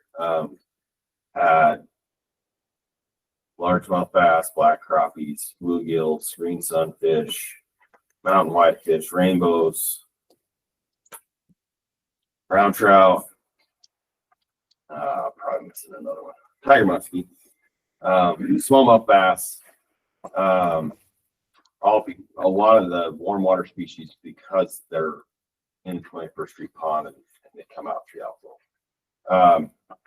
Our trout and whitefish densities were really good throughout the entire system. Over 2,000 fish per mile at the Oaks restaurant, in the section that we electric fish there. Their condition was at or above like that perfect line, so they're really healthy and fat. Really, really good. Had several age classes, so not just like a big pulse. There was not just, these 15-inch fish, but we had, this 15-inch age class. We had some 12s, 10s to 12s. We had some 4 to 6s. And so these 3, maybe 4 different age classes. Numbers were down a little bit at the Oaks Reach. That could be because of all the drought that we've seen. These stretches hadn't been done since 2009, so there's a lot of changes that could happen at that time. One, because somebody that was supposed to do it had left his position, and then I was in grad school. This was the first time I had a chance to do it in the fall. So, but we'll finish those other 2 this fall. We did finish one, but one of my volunteers mixed my first pass fish with my second pass fish, which is a no-no. And then we lost those buckets, those live wells. Flows. There's an old Utah Power and Light station upstream, and they blew a fuse, and so they dropped all their water. And those flows hit just as we finished our first pass and washed all of our live wells. Like raised the level of water in the river about 6 or 8 inches, which causes some great concern. You mixed our first pass fish and second pass fish. That one has to be redone, and then the other one, they had a big road construction crew right in the parking lot. They're working on the road and some of the barriers between the road, the shoulder of the road, and the river. So we'll go back into those this fall. Look really good. I was really surprised at how many fish, just constantly. I would warn you though to not fish behind the dinosaur park, because it's just this big rock walking on stop. It's just slick. Everybody fell. Really tough to electric fish. I liked to that one actually. That was pretty rough. Big rocks, lots of space in between them to slip and fall. It was pretty difficult. But any other questions on the river stuff from the council? So that first stretch of the river up the Weaver, what was that stretch between that you talked about? So where we were working and doing our green sucker floats, mouth of Weaver Canyon. So we put in actually within about 50 yards of Highway 89, where Highway 89 crosses. We push our rafts over the top of the willows into the river, drop in. Because it's the easiest access, we don't have to worry about hanging up on 89. And so we drop in there and we float down to the tracks. And in my world, we call this section 2. This is a section from Marriott Slaterville diversion upstream to the mouth of Weaver Canyon diversion. And typically has a bunch of green suckers.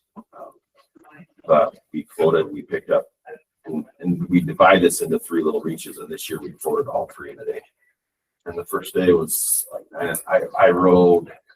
I was rolling for 9.5 hours straight that day, and it was pretty rough.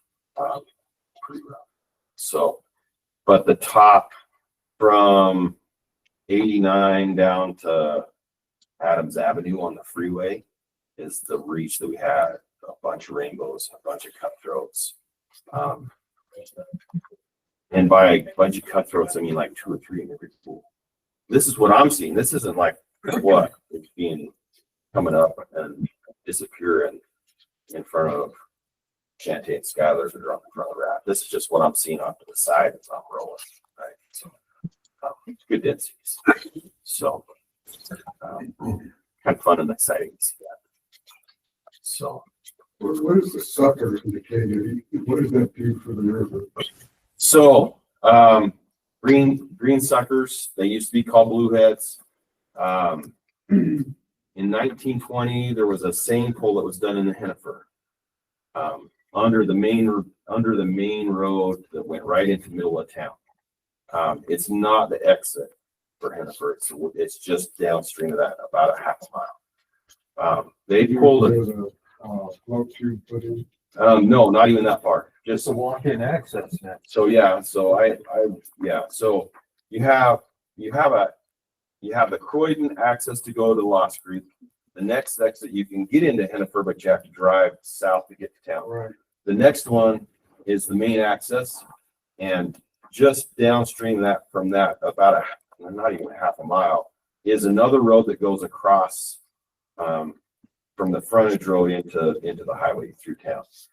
And at that location in 1920, they pulled a seine and they had 700 bluehead suckers in that one sample.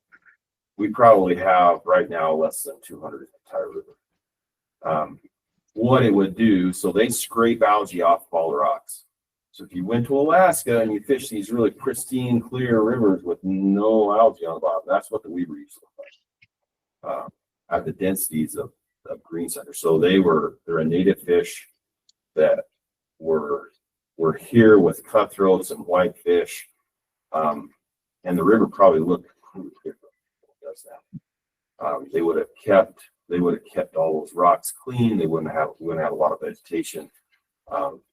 And our concern is in 2003 when I started and I worked in aquatics as a technician, or starting full time that fall, we collected one above Echo, and it was the first one we'd seen since like the 1950s. And so then they kind of expanded that all the way down, and I kind of lovingly, we call them trollfish. We find them under bridges a lot, right? In big pools, because they're big, deep pools, usually under these bridges. And they're really hard to sample, except when they spawn, because they pull out on these gravel bars in a little bit shallower water. They're a little bit more susceptible. But we, with all of the diversions and road crossings that have like fragmented their abilities to move upstream and spawn and move as water gets too warm or whatever, we've kind of limited their ability to make those changes. So there's a diversion, there's a big dam that is owned by Pacific Corp at the rest area in Weaver Canyon that will have a fish ladder that is passable by green suckers, as well as cutthroats and browns and everything else, but it will be at an elevation and slope that they can move through the ladder. And it's not as great, but we have documented movement at the mouth of the canyon, all fish species as well. There's a ladder on the south side and on the north side that fish can get around. We've tagged fish below that we've also marked upstream of that diversion. So we're getting there. Riverdale Bench is still the big one. You probably heard me talk about it for funding and stuff here over the years. We've got $700,000 to do our first phase of that. It's about a $1.5 million project to remove that diversion structure, move it upstream, reduce the height, make it fish passable. So we'll probably start first phase this fall. And the hope is that then cutthroats that are below that diversion, which there were cutthroats below that Riverdale Bench diversion, which I haven't seen before, that they'll be able to move upstream, move through, get into cooler water up in the canyon, and that be able to do better. But that honestly, that's what the river would look like. It would look like a river in Alaska or Montana or something like that. Very little algae, pretty pristine. So we introduced browns we've introduced some other sport fish that have really been hard on those juveniles. And so since 2003, we've been trying really hard to kind of figure out what they're doing. 2017 and 2018, we took a bunch of fertilized eggs into a hatchery system, raised those to a brood portion. Now we're taking eggs out of those adult fish so we can start putting back into the system. But just a year or so ago, they changed them from blue heads to green suckers. That gives us a little bit of worry. But it changes the systems that they're in. It changes the size of systems there. Now we have this little king stream, blue heads are across 3-4 different states. Now green suckers are all in, the Weaver and a couple other little areas. So hopefully we can keep up with people listed and keep our management. So that's why we're doing a lot of this work that we're doing. So say more than one species of suckers. Yes, there's 3, which makes it really fun. Utah sucker is probably is the dominant one now. We have found some hybridized fish between green suckers and Utahs. The green suckers are only they run like 350, 400 millimeters. They run like 16 to 18 inches. Utahs, you'll get 25.6, pretty big. And then we have mountain suckers that are pretty close related. They look really, the juvenile heads and juvenile green suckers and mountain suckers look almost identical. You have to put under microscope. So we can start doing some DNA, like even the DNA is close enough that if they use the wrong markers, they'll show that have green suckers on places where we actually only have mountain suckers. So we have those 3 species. Makes it kind of fun. We're floating and they're trying to identify them on front of our app. So, any other questions? Try not to make a lot of discussion. It's okay. Willard, if you have not heard what's happened to Willard, we've been living under rocks that have been buried under boulders that have been covered in concrete. Willard's off the charts right now. I've got buddies that have caught almost 200 walleyes this spring.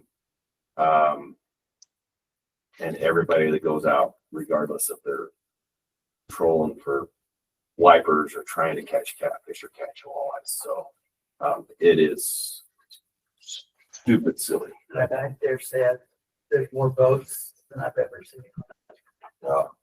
So we're talking kind of internally about setting some angler expectations. This is a phenomenon that we've tried to accomplish because we have a big water year. We put a lot of effort in at our spawn to get a bunch of fish to start. That age class of 23 took off very, very well. It's a dominant age class of walleyes.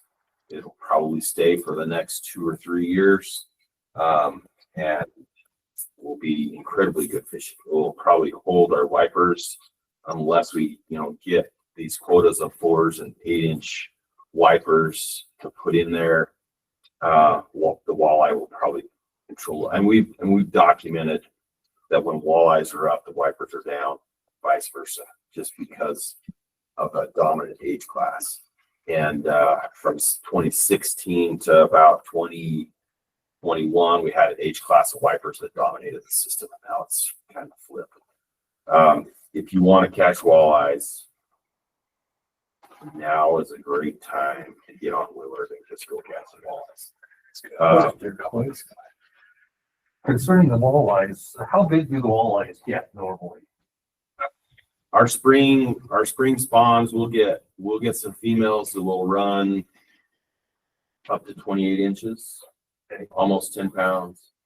Have we ever considered a slot limit to keep these big fish in there, because it takes some time for them to grow that big, doesn't it? Actually, the big fish are only about 4 years old, because the harvest that's there, they're growing so fast.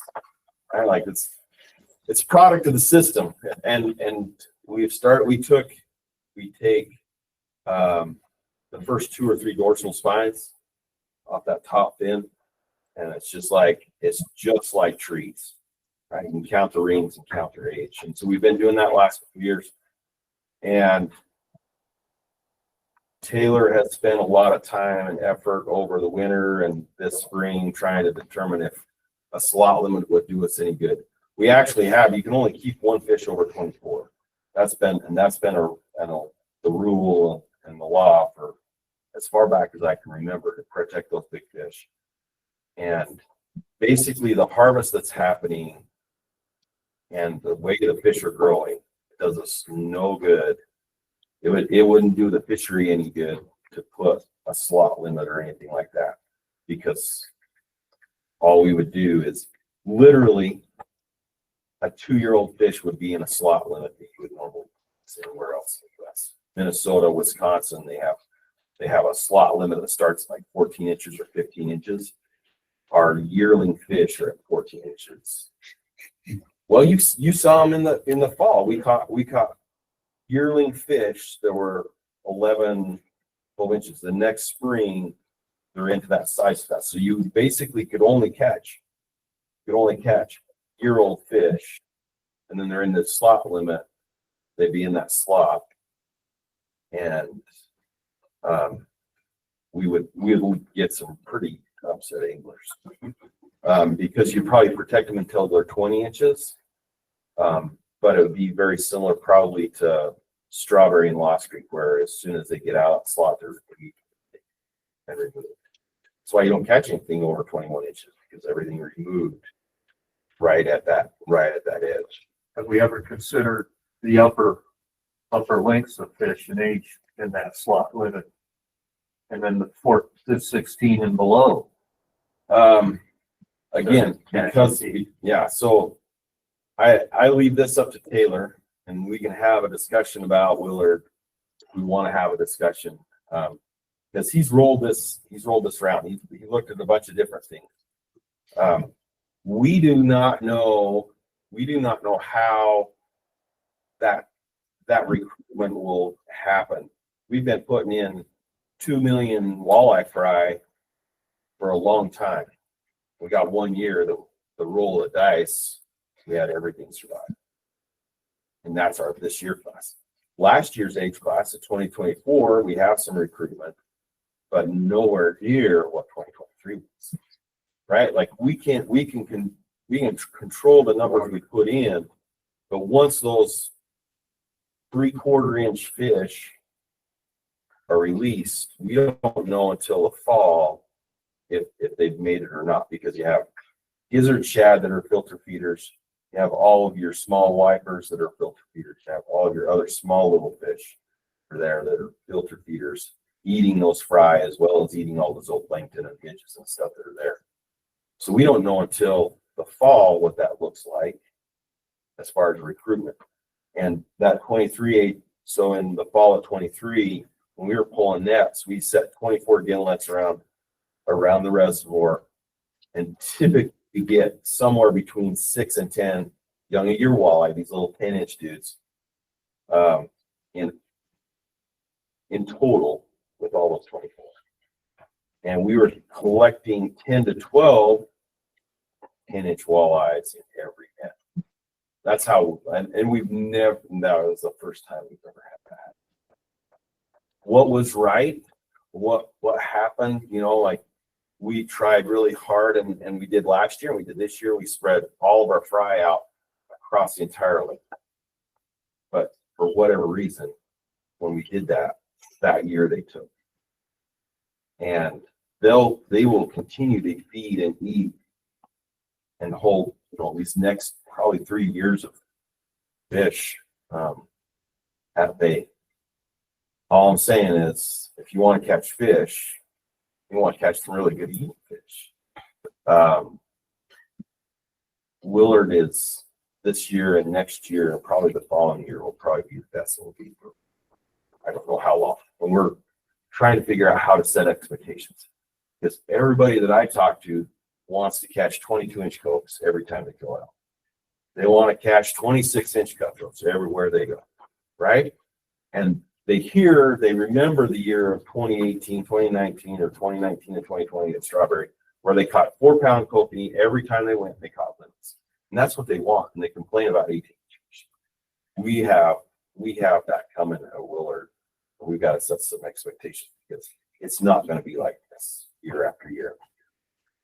We can put the fish there, but it's not up to us if they survive because it's a system that has so much fluctuation and so much change. Does that make sense? It does. And so it makes it hard to like, all right, well, let's make some changes. Well, right now, anglers aren't upset that they're catching fish, and we're not in a way that we're affecting the fishery. Either shad are still there, which is the food source. And so it's just working. It's working really well. Just saying, want to catch fish. This is a good time to go. This is a good time to catch some walleyes if you've never caught some walleyes. Catfish are incredible right now, and the wipers are in there that are going like gangbusters too. So it's not just a walleye fishery; it's everything you want. You can catch wipers and catfish from shore pretty easy right now. So, any other questions on Willard? Okay. East Canyon, we pulled nets this spring and it'll look really, really good. We had rainbows up to 22 inches. We had some kokanee in our nets. Because of struggles to take eggs or get kokanee, we didn't receive our quota for a year. So we have a gap in all of our reservoirs for that year that we weren't able to get our quota because they went to the nursery fisheries. But we found cokes in our nets. We found wipers in our nets. And that looked really, really good. Our sucker numbers were down, which is the reason that we introduced wipers in there. We've had a couple of years of our samples of just a lot of suckers in the nets. Smallmouth bass, like Tyler talked about, really, we have a whole bunch of smallies, but they're only about 9. They're only getting to about 9 inches. That's not where we're at. So we're looking at maybe, some things there to see if they're just stunting, that they're just too many, or what things are looking like.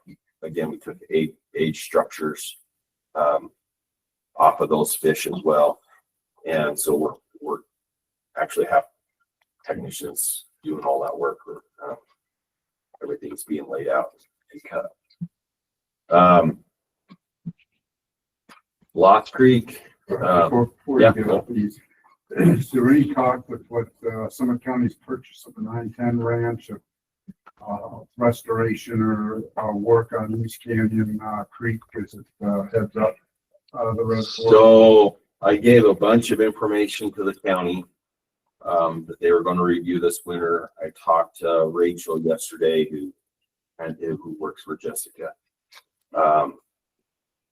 and there hasn't been a lot of movement because they hired a person to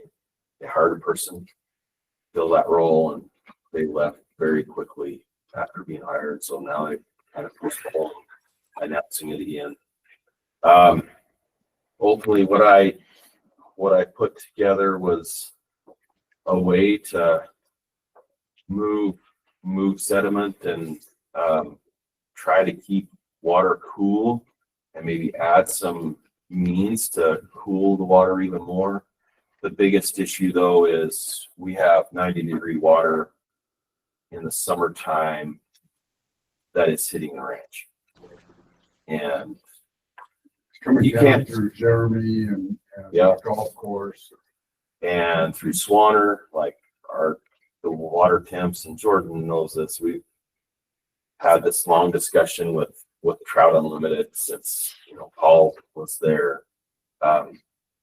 We have a super wide and very shallow stream that gets a lot of plant growth. It's very, very nutrient rich, and it really creates a lot of headaches. So we haven't seen cutthroat there for decades. There's probably no reason that we probably never will see it cutthroat because it's just so blasted off. My population estimate on the ranch was 70 trout per mile. we could stock it and it all that because it's just too blasted hot. So the work is going to have to come on Swanner, on the preserve itself, and then down through behind all the apartments and everything from where it comes under the freeway to, to Jeremy Ranch. Jeremy Ranch removed all their trees, all their shoreline vegetation.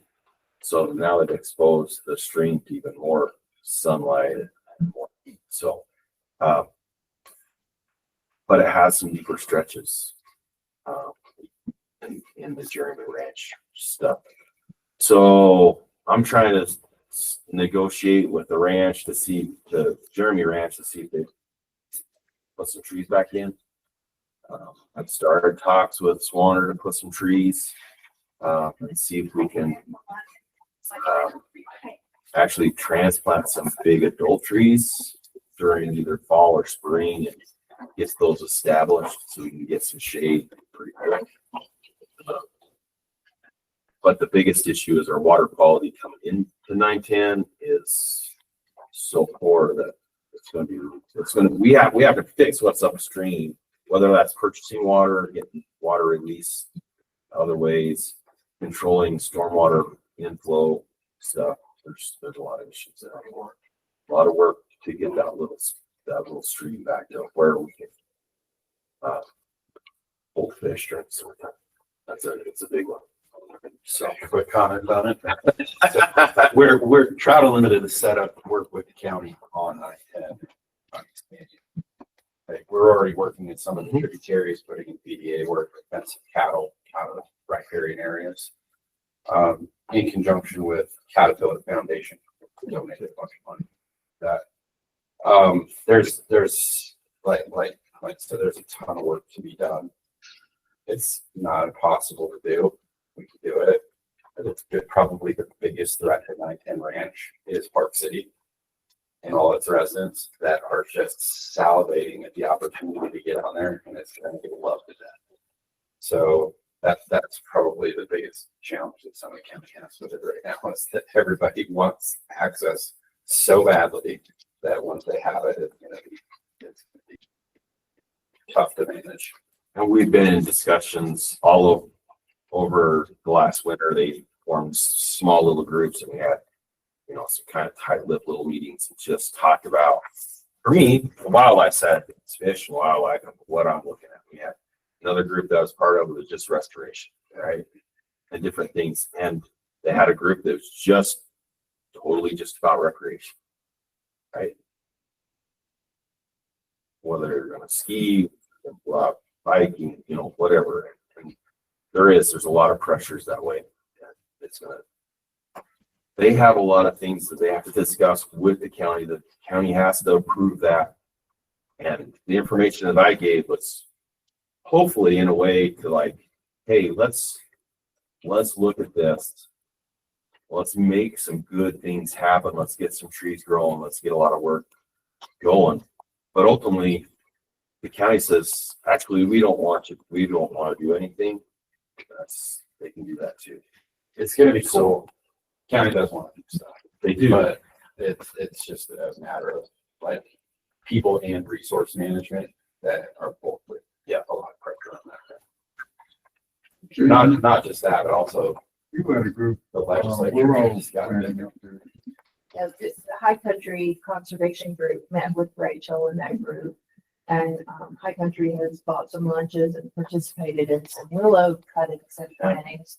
But this is the first time I've heard that we expected it was upstream, but I've never heard it.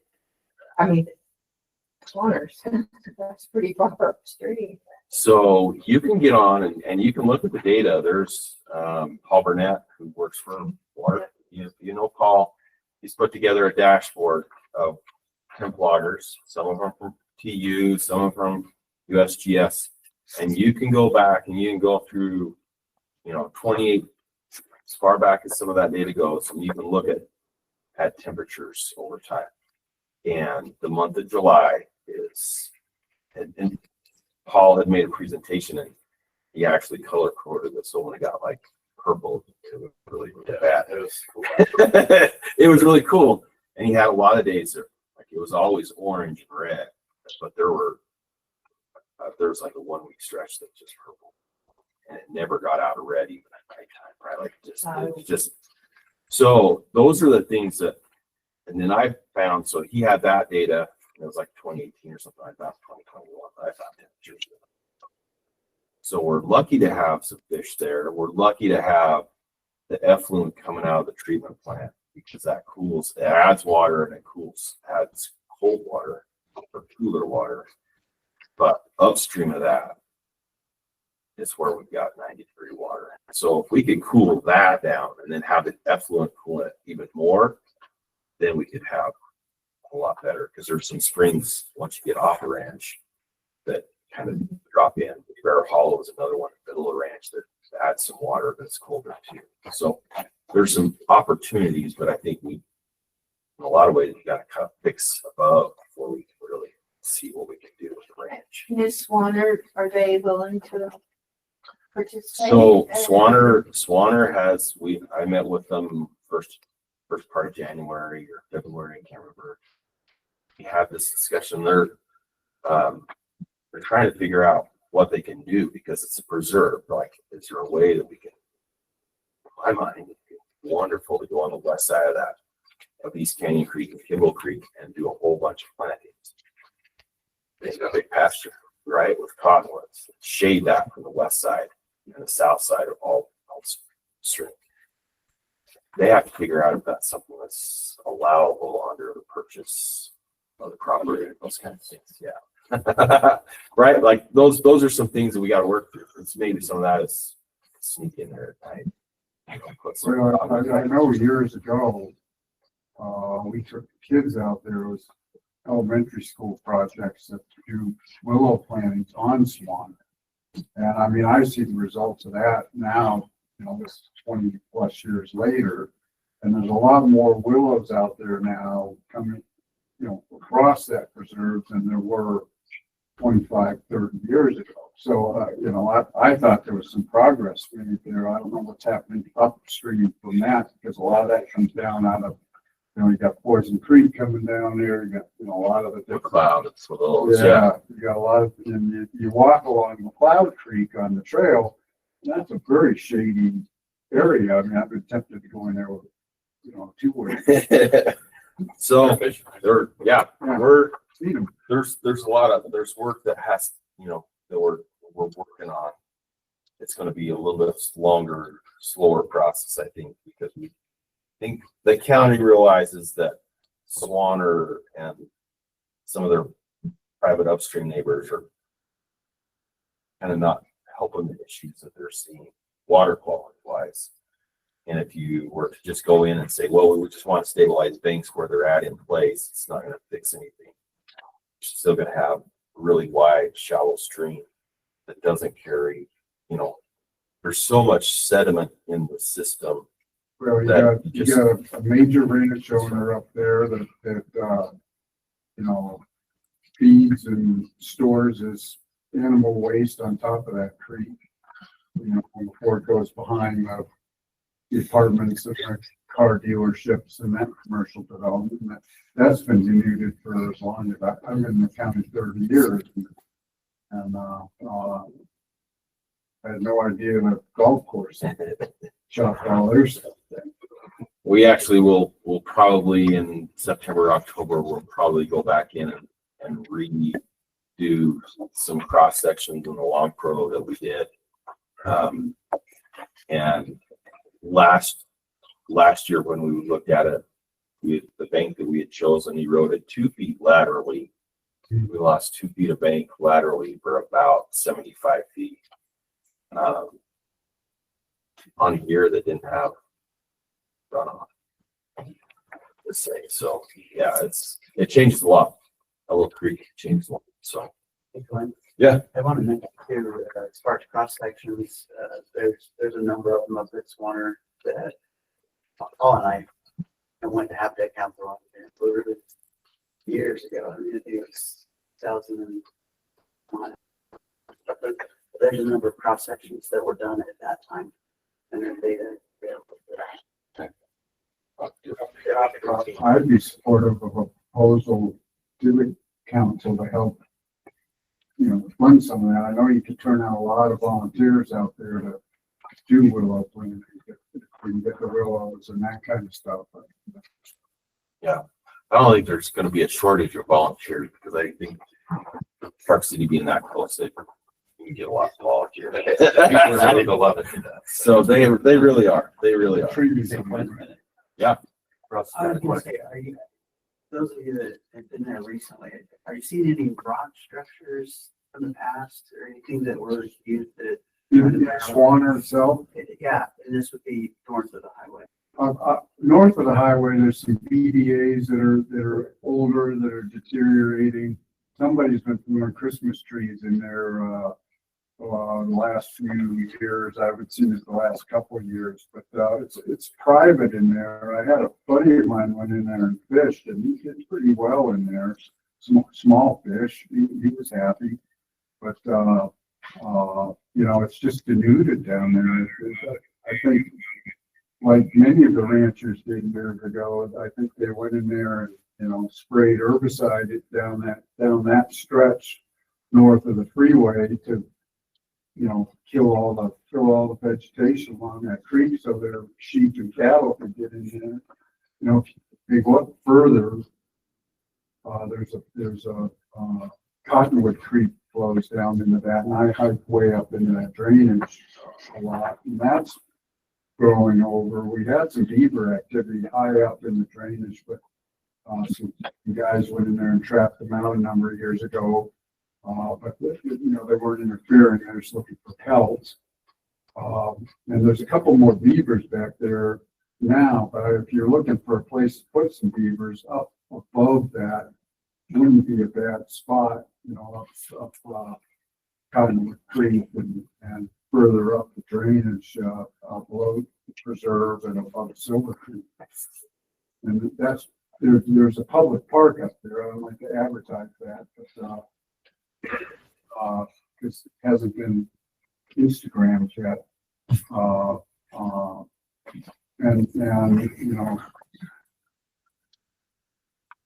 It's only ephemeral. Leave it to Mike Lee to jump on social media. I don't know anything about social media.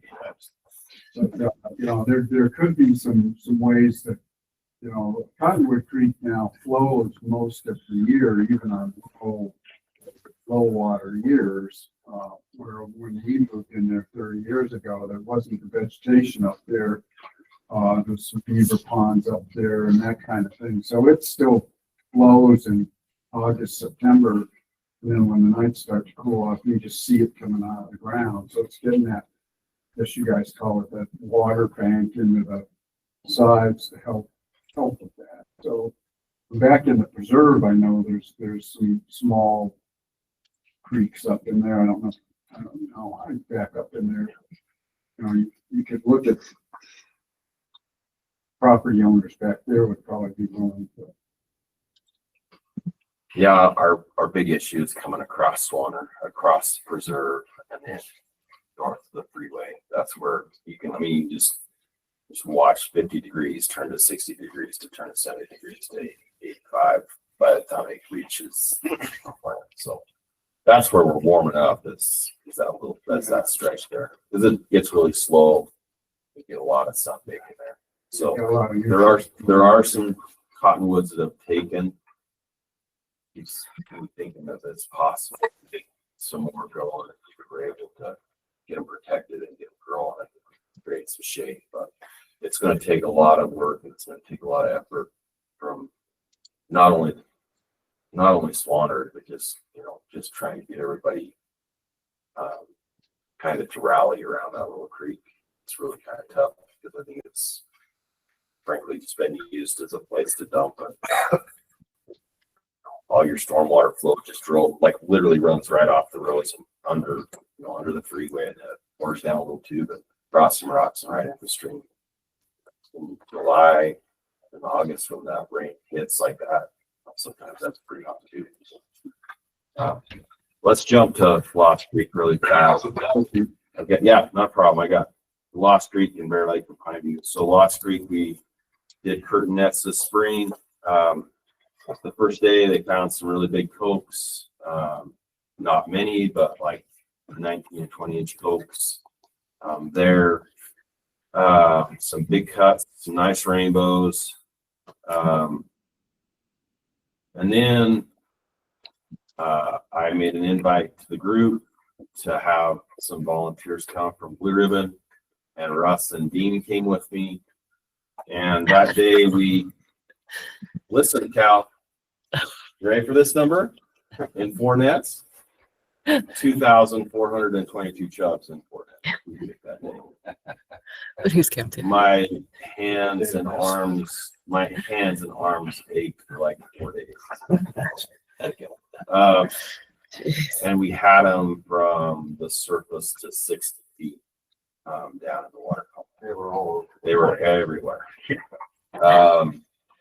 Dean had to leave early, so he didn't pick the last net. We were really excited. We're like, he's left. We're not even going to see any fish in this last net. And we just pulled, and all you could see was chubs. So thank you, boys, for coming and spending a very miserable day. Miserable. I had a blast. I was hoping you'd invite me again. I will invite you again. It was really shocking for us to have such day-to-day differences when they found very few down towards the dam and a whole bunch up in the so I know it's probably going to spur some questions. So let me give some information of things that we've already done and started. So we moved some fish, we moved some wipers that were going to be stocked, some 8-inch wipers that were going to be stocked in some of our other bodies of water, and they went right into Lost Creek. We have some 4-inch fish that potentially will be put in there as well that we've moved from other closes. And then Springville was able to pull off 2 palmetto. So wipers come in two crosses, a sunshine cross and a palmetto cross. Sunshine cross is a white bass female and a male striper. The palmetto is the opposite. It's a white bass male and a striped bass female. Bigger eggs, more eggs, bigger fry. They can eat bigger zooplankton and things just right out of the gate. So for us, that's a big win. We don't know how this is going to affect things, but we're taking some of those palmetto fry, like several 100,000, and we're going to put them right into Lost Creek. Now, chub densities, we may not see any come out of that with what we pulled out with nets the second day. We have been able to stay on top with the slot limit and everything cuts. We've been able to stay on chubs for a long time. So our thought was, in last year when we pulled nets, yeah, they were a little elevated, but they weren't crazy high. They were like 60 or 70 in one of those curtain nets. But picked 600 or something out of each net. That sucked. Let me just be frankly honest. It was horrible. At one point in time, and I have a picture that I could share, but at one point in time, every 6th pole in the mesh had a chub in it. Up, down, sideways, back and forth, you name it, like every 6th pole had a chub in it. That decreases our catch rate of other fish because I think they just sense that, hey, there's trouble up here, right? Something going on. So we didn't catch a lot of other fish, which was also disheartening. But I just kind of want to let you know that's where we're headed, right? We're going to add some wipers to this mix, see if we can get on top. We had 3 age classes of chubs at least 3 different panels were filled. So there's a lot of forage in there for them, and hopefully they'll, in 2 years we'll have state record wipers or something. Should grow really well. What's your elevation there? How high up is it? Oh crap! It'd be probably around 6,000. It's not super high. It's just the Morning Valley, so they're a little higher than I am. So yeah, I can't imagine that should be more than 6. That should work. Yeah, should work. So based on some of the stuff that Cal's done, Nick's done, like why not just try it and see if you can make this work? And the last thing we want to do is have to, think about tree or something like that. So, we're going to use fish to do our work for us. So, questions? I just say don't skip out on 2-inch fibers. Okay. That's still built. And we'll see it grow up to 4 inches by October. We'll stock them in May. It'll be 6 to 8 inches by October. And so they'll eat a lot of your shelf life. I think we have real good success with that. And we come out of it. Yeah. Even if they look at our elevation, if they don't survive, they got to skip out on just. And I think that's what we're looking at. We could spring those pulled off a successful first spawn, and all of a sudden we got 2 million. Right, where do you want to put them? You didn't know they were coming. So, like, some of that is just all right. Let's see what we can do. So that's good to know. I'll pass that on to Taylor. They'll probably put it in future management for future stocking stuff. We'll go through. Anything else? Okay. Bear Lake was really good. They ran the trap. Trap's done, pulled. They pulled their spawn off really well. They had good numbers of fish. Even until they pulled the trap, they still had cutthroats showing up. Spring netting went really well. They are collecting some data with Idaho on triploidy of lake trout there. I think we were thinking that our triploid rates were a lot higher than they are. And so they're doing some triploidy work. And looking at, I think, what they're also eating. They're doing some stomach stuff. So they're aging all those fish, so they're pulling old lists as well. But fish looks really, really good this spring. If you get a chance and you want to go see some really big cuts, I know Cal has his stuff, and Tyler has a lot. There's lots of opportunities, I think, in every region to go and stand in the fish trap. The fish we get our typical cuts are 24 to 28 inches. They're like, so they're really big fish. They're beautiful. So if you want to go stand in some really cold water and freeze your toes and handle some big fish, look for those opportunities in the spring.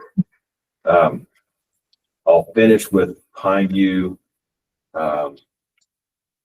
Did just about 60 habitats in Pineview Friday before Memorial Day weekend. Had some dedicated hunters and some anglers come and help install that habitat in the middle arm. We built like 5 little fish cities based on sizes and widths of the habitats I got. So I got mossback and pond king and fish hiding structures that we deployed in kind of like 5 little groups. Just kind of have some difference there and kind of hold some fish. So and that went really well. Taylor finished the next week with putting out all of his receivers for a telemetry study. We have tagged 12 of the 20 adults that we have tags for via angling and electrofishing. And I have seen enough of Pineview this year that I'm not making a trip anytime soon. I want to say it's a lot of fun to electrofish tiger muskies, and it is a lot of fun to electrofish tiger muskies. But they are a pain to catch, and they are very difficult when your reservoir is so full that it's spilling. Everything's flooded. We have so much ground to cover. In the fall, we can catch 8 or 10 in a day along shoreline. There's just so much cover. We missed like a 45. We missed like a 38, 39. I felt really bad about. But that study will be ongoing for the next 4 or 5 years. We're going to be tracking movement really closely in the middle arm, but we'll have receivers in the south and north arms as well that won't be that won't be as detailed, just because we don't have the receivers. They're super expensive. We had a bill for $11,000 because of tariffs coming from Canada that we were able to like not have to pay, but that's the 25% tariff. It was $44,000 for the receivers, and that's not all of them. That's a portion of them. The day before they're delivered, we're like, well, you got to pay us $11,000 so we can drop these off at your office or they'll go back to Canada. So work through the director's office and FedEx and stuff and got that way, but kind of crazy. I did want, Dean talked about Utah Rec at Strawberry. There is a little movement that's happening with Representative Moore's office to talk about how we going as a state park. This will be years down the road and changing hands.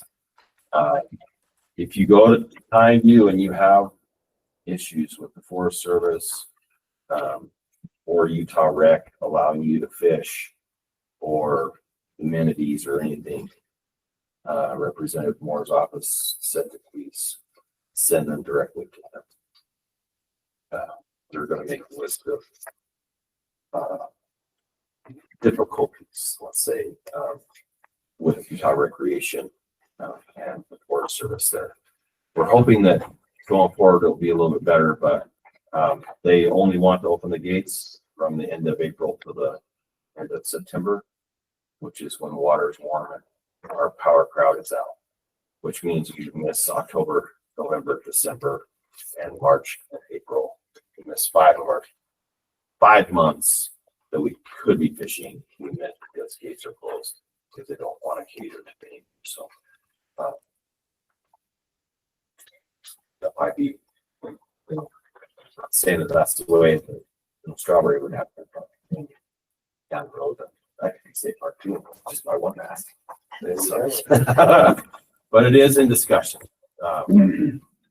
Blake Millet with the Muskie Zine chapter reached out last fall to every representative, including Representative Moore's office. And they have had people on the boats while we've been stocking muskies. Have the director's office there as well. So there's some discussions at least, and that's been really, really good to have anglers ask for this and not us. So maybe we'll get somewhere, maybe it won't. If it doesn't make it anywhere, we actually have boat ramps that are open in the end of March when ice comes off until it freezes. That's still a win. Blake's fine, but you really would like to see what we can. Well, sorry, I'm not expecting to talk this long. Great input. Thanks, Clint. Could we ask them one question? Yeah. I was up there on Monday, just not fish, but to hang out with my family. Causey Reservoir we happened by there just because we don't happen by Causey, but okay, we drove up there because I wanted to see it. What's the story with that? That looks like a beautiful reservoir. Is that yours? Okay. Causey's an amazing place. We have, because it's not a fee's not charged, it's owned by the Forest Service. It's free to access. And it was cramped on Monday. Yeah. Oh yeah. Usually if you are not there by 7 o'clock, walking 3/4 of a mile from where you park to the water to launch a paddleboard or a kayak. There's no boat access there unless you can carry it in. And it's a wakeless reservoir. We have a wild population of cokes that do very, very well. We've been stocking some sterile lake trout to control coping numbers because it will count 3,000, 3,500, 4,000 in a day within a kilometer reach. There's a lot of coping there, but they're not in a day typically because there's too many. We've tried stocking splake there. They've done okay. We stock rainbows there every year. There are some cutthroats that are in there. Super pretty place, but it's really hard to deal with all the paddlers. Yeah, millions. Right, well, I mean, I've had somebody stand, there's like an overlook as you come across the dam and go up, there's a little overlook on the top, and just in the right arm of the reservoir, there's like 250, 300 kayaks and paddleboards just in that arm one day at like 10 a.m. And like, it's ridiculous. I think you could almost like jump from kayak to kayak, get all the way across without touching water some days. And that is typically what this new place looks like. it wasn't that many. I couldn't. So there's the Forest Service and Weber County. There's a set of cliffs that teenagers and young adults like to jump off of, and we have several deaths there a year. And they are actually going to build a new ramp in that south arm, which would be really nice for us. We're between us and the county, we're the only ones that access it via boat. They're going to build a new ramp and allow access. It will still be boatless unless you can carry it, but they're building a boat ramp so we can get in for search and rescue, life-saving operations. So because it's such a big issue, there's a lot of injuries there because of that. There's a lot of people jumping off those cliffs. Oh, yeah. Yeah. So, but in my mind, it's not like it's pretty enough to be Blue Ribbon, but it's not. I don't think it fishes well enough to be Blue Ribbon, except at maybe certain times of year. And that's kind of been my my thought. Right. Mine is Blue Ribbon's best of the best. There's only so. Do we put enough time and effort and money into a place to make a Blue Ribbon? Yeah. But does that mean that when I move on, that the next person's going to put in that kind of time and effort and we lose it? Right? But you need to have these waters that are like right there and they're kind of always there. And you don't have to do a lot to kind of maintain those. I think there's a lot of work that would have to happen to make it cause it that way. So, thanks. Yeah, no problem. Thanks. Lunch. Take lunch. Yeah. You want to come back at 1? One. It's a little shorter than normal, Yeah. but Start with one. okay, back at 1. Yeah.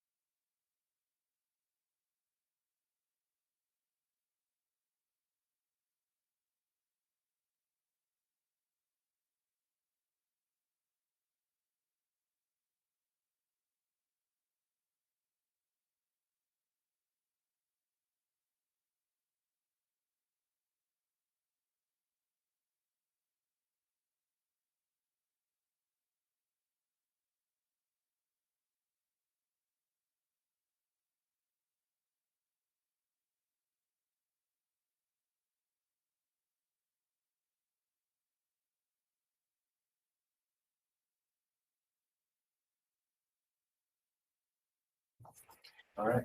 Who do we want next? Is he there? Josue, Josue needs to go stock some walleye later today, so we want to miss that. So let's see if he's available. Yeah, I'm here. For you to go. There you go. Yep. So, yep, starting out at starvation, walleye fishing has been kind of sporadic here in the last few weeks, but early spring was picked up pretty good. Late May, they had some really good reports from anglers. Most of them catching their limits within hours. I was just out there last Sunday, caught some really smaller ones, but again, they're sporadic. Perch fishing has been really good. Average, I would say, around 9 inches or so. Caught a really nice one the other day at 11 inches. But they're picking up. I also seen some bluegills out there, which is promising for the bluegill population out there. But we'll see what that is, and as far as the forage sampling that I have coming up here later this summer. Josue, you guys have started stocking bluegill at least occasionally, right? Right. Yeah. Last fall we had 115,000 stock there. How deep were the walleye? I'm sorry. How deep were they fishing for the walleye? I think they were catching them in that deeper set, around 20 inches or 20 feet. Yeah, but there was a lot of reports of top water feeding as well. So,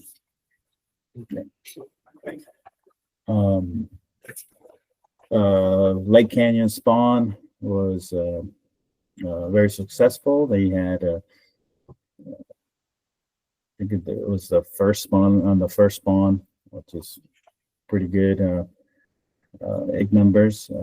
I think they had one more just to make sure, but didn't really need it. I was just up at Sheep Creek yesterday, and we had 58 ready to go females, and those were spawned out yesterday. And there's quite a few others that are still green, but there will be another one next Monday. That's when the next spawning will be. All the fish were looking healthy, and eggs were looking great. We'll see what the eye-out does, how it comes out. Moving on to Flaming Gorge, lots of great reports for kokanee coming out of there. Also, surprisingly, some really big smallmouth bass are being caught there. There was a report of a 5-pound bass that was coming out of Flaming Gorge. So lots of happy folks out there fishing. The river, same, the hatch has been great. So lots of fishing going on in those areas. I know you guys want to hear about the Diamond Lakes. I have Yeah, so just real quick, we had talked about do we want to revisit Diamond Lakes or even just a couple of Diamond Lakes as a Blue Ribbon area or even as individual locations. And the last we talked about it, which I think was in March, the idea was wait and see, did the fish overwinter? And so just hoping to get an update on how the fish fared and how things are looking relative to whether or not we want to at some point review the Diamond Lakes fisheries for Blue Ribbon status. Yeah, absolutely. I talked to Jordan. He put on a little presentation for you guys. He would have been there today, but they are electrofishing, night electroshocking for bass this week. So it's kind of a long night. So he sent over these slides for the Diamond Lakes areas. So let's get into these real quick. All 3 lakes were sampled via gill nets late April. And there's lots of reports from anglers catching some really nice rainbows from each lake. I've heard quite a bit myself from anglers going up there and catching some 18-inch rainbows. Said their arms were pretty sore after going up there. So Matt Warner, average length was 17.7, max length was 21.5, and heaviest fish was over 4 pounds. Calder Reservoir, mostly rainbows up there, one cutthroat, one brown. Average rainbow was 18 inches. And Kraus, rainbows, tigers, and browns.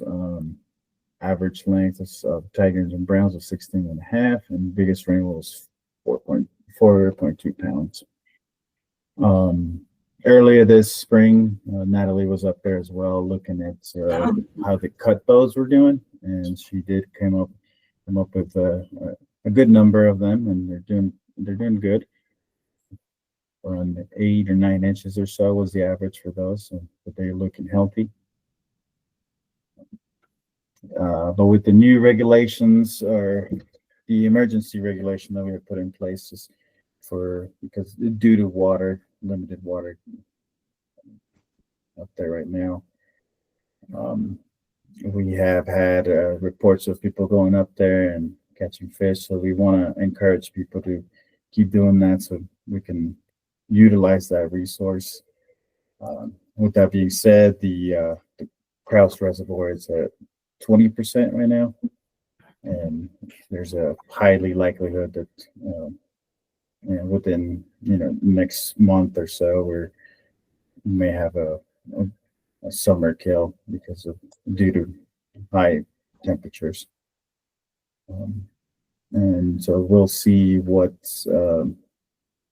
that looks like when we get to it. And then again, with that less water being available up there, Calder Reservoir is going to be next. So as far as what I've been told, the water deliveries have been met, so Kraus Reservoir will stay at 20%. But that's not to say that there's water evaporation as well. So we'll see how low it will get down.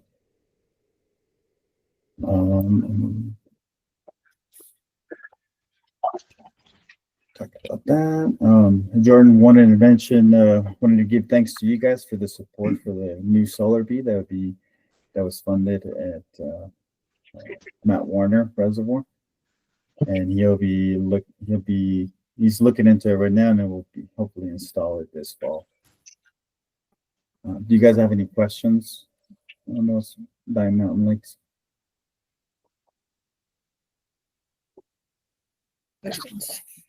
Any Pelican Lake reports? Before we move from that, Josue, can you give us an update in the November meeting on just how Kraus did, and Calder too, I guess. I think this is just one of those places that water is such an issue. We just be good to get updates and see, like, kind of follow it through time and just see what happens before making a decision. It's like it grows a big fish, and they're an amazing place. It's an amazing place, but it's just tough with the water. So. Right. Yeah. Yeah. Absolutely. I'll get an update for the November meeting. Okay. Not to string Jordan along, but maybe just a little bit more monitoring. Right. Yeah. What water levels in the other two? You said Kraus was at 20%. What are the other two at? I don't have a percentage on the other two. They are low. Calder, like I mentioned, is going to be the next one to make a decision on, to see if we're going to need to do an emergency regulation or not. So it is getting down to that level. Matt Warner still has some pretty decent water in it too, and hopefully we can keep that there. But yeah, lots of decisions that need to be made as far as water. So what is the water source? What is it? It is a small watershed. So Pot Creek is a Pot Creek watershed, and it doesn't even extend past Highway 191 for those of you familiar with the area.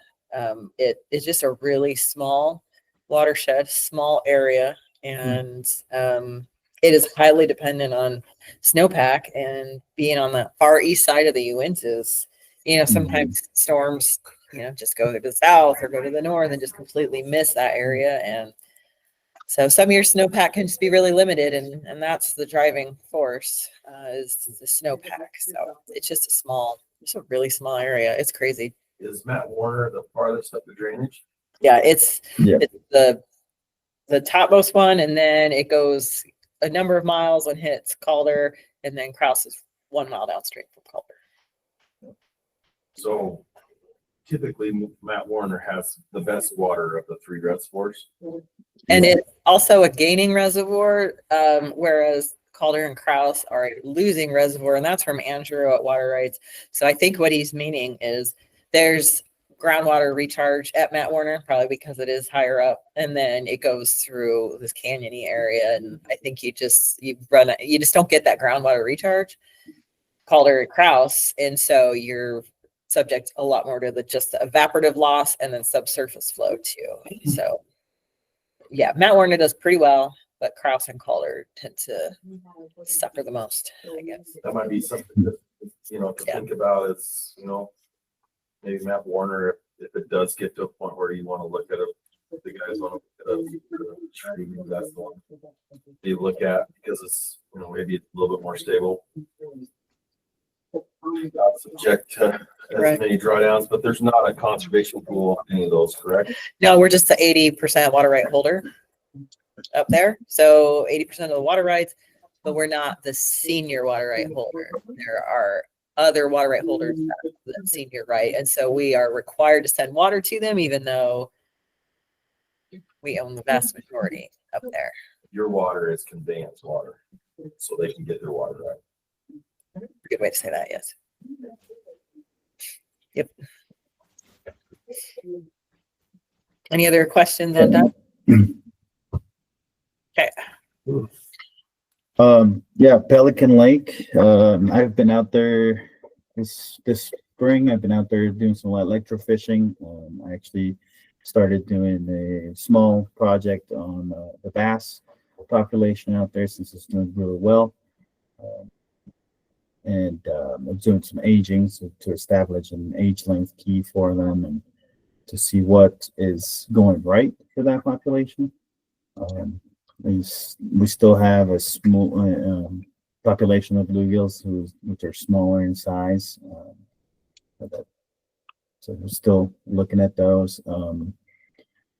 I also did encounter first tiger muskie out there, 40.5 inches, a little bit over 18 pounds, which was great to see. Also got a second one, which is around 24 inches, and they're both in pretty healthy conditions and released back for anglers to catch. So it's really good to see that the tiger muskie actually have a sighting of them, not just from anglers. Again, like I mentioned, the bass population is doing really well. On the samples that I took, the average was around 16 inches or so. Some of those bigger ones, I think we got to a 19-inch, over 6 pounds.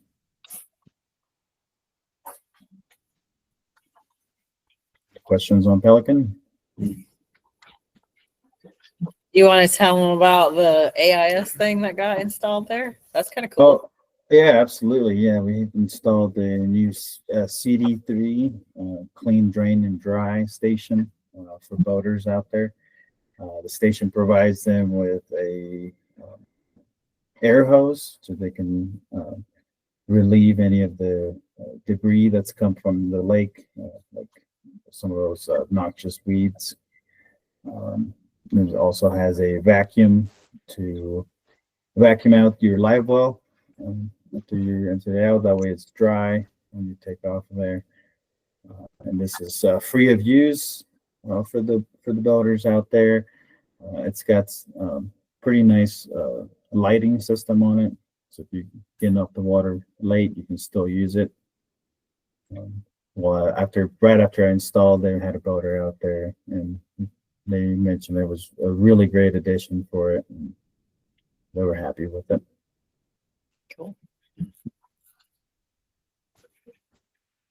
Mhm. Any other questions? Questions for Ms. Wade? Okay. Very much. Thanks. Thank you. Thank you. Okay, I'm going to turn this over to Nick. But first, I need to share. I wonder if I can just share from here.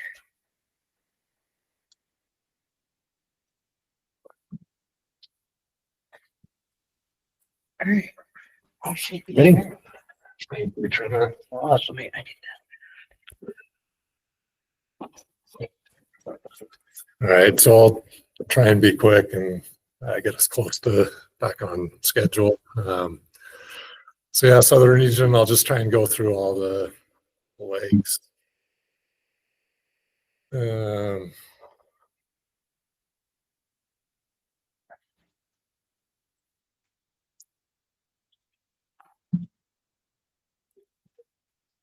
All right, which lake? So we do most of our monitoring in the spring at our reservoirs and lakes. We do spring netting, just gill netting. So Panguitch Lake looked good, high catch rates for all trout. So it looked really good for tiger trout. The picture on the bottom left, that's Mike Hadley's son. He caught a 15-pound tiger trout this spring up there. So that wasn't in our gill net. He just caught that hook and line. So rainbow trout, lots of rainbow trout. That's in the management plan. That's kind of a fish we stock, and it's the goal for it is just to allow harvest, high catch rates and harvest. So 9 to 16 inches, cutthroat trout, a little bit bigger, 12 to 17 inches, and then the big tiger trout. It's also noteworthy that we didn't catch any Utah chub, or we caught Utah chub, but their numbers were down. So it was treated about 20 years ago to remove Utah chub. They showed back up in 2020, and their numbers really increased the last couple of years. So we stocked wiper 2-3 years ago, and they're looking good. We didn't catch many wipers in this netting, but just the numbers of chub going down was a good indication.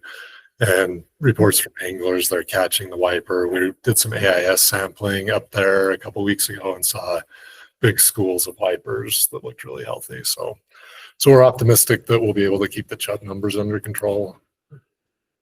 Panguitch Lake Dam, if you remember, so a year ago, there was a kind of an emergency situation. There was some water seeping through the dam. They got worried about it, closed the area. It ended up, it was just they added a 2-foot kind of cap for additional storage on the dam years ago, and it was the seam on that cap that was leaking, and that was the problem. But anyway, they went to the legislature, got some money, and so the dam will be rebuilt in the fall of 2025. The plan is actually to build the dam immediately behind the existing dam and take out the old dam and have a completely new dam. If you're not familiar with Panguitch Lake, they have a dam for irrigation storage, but it's a natural lake. So there's a natural lake level that they can't draw the water below. So the majority of water in there is a natural lake that can't be drawn or used for irrigation, but this dam allows for some extra storage and irrigation use. So along with that, we're working with the water users to incorporate a drain or a siphon to improve conditions in the lake. So we worry a lot, especially recently, about water quality in the lake impacting the fishery. There was a fire 7 or 8 years ago, and that didn't help. That added a lot of nutrients. And so the problem is, so if this is the lake, and then the dam is over here on the right. So like I said, the dam doesn't hold back all the water. It's just kind of an additional storage. But the situation, especially during the summer, is kind of in the top of the water column. We get really warm, low oxygen water. And then down lower, there's really, really rich, nutrient-rich water that's a problem.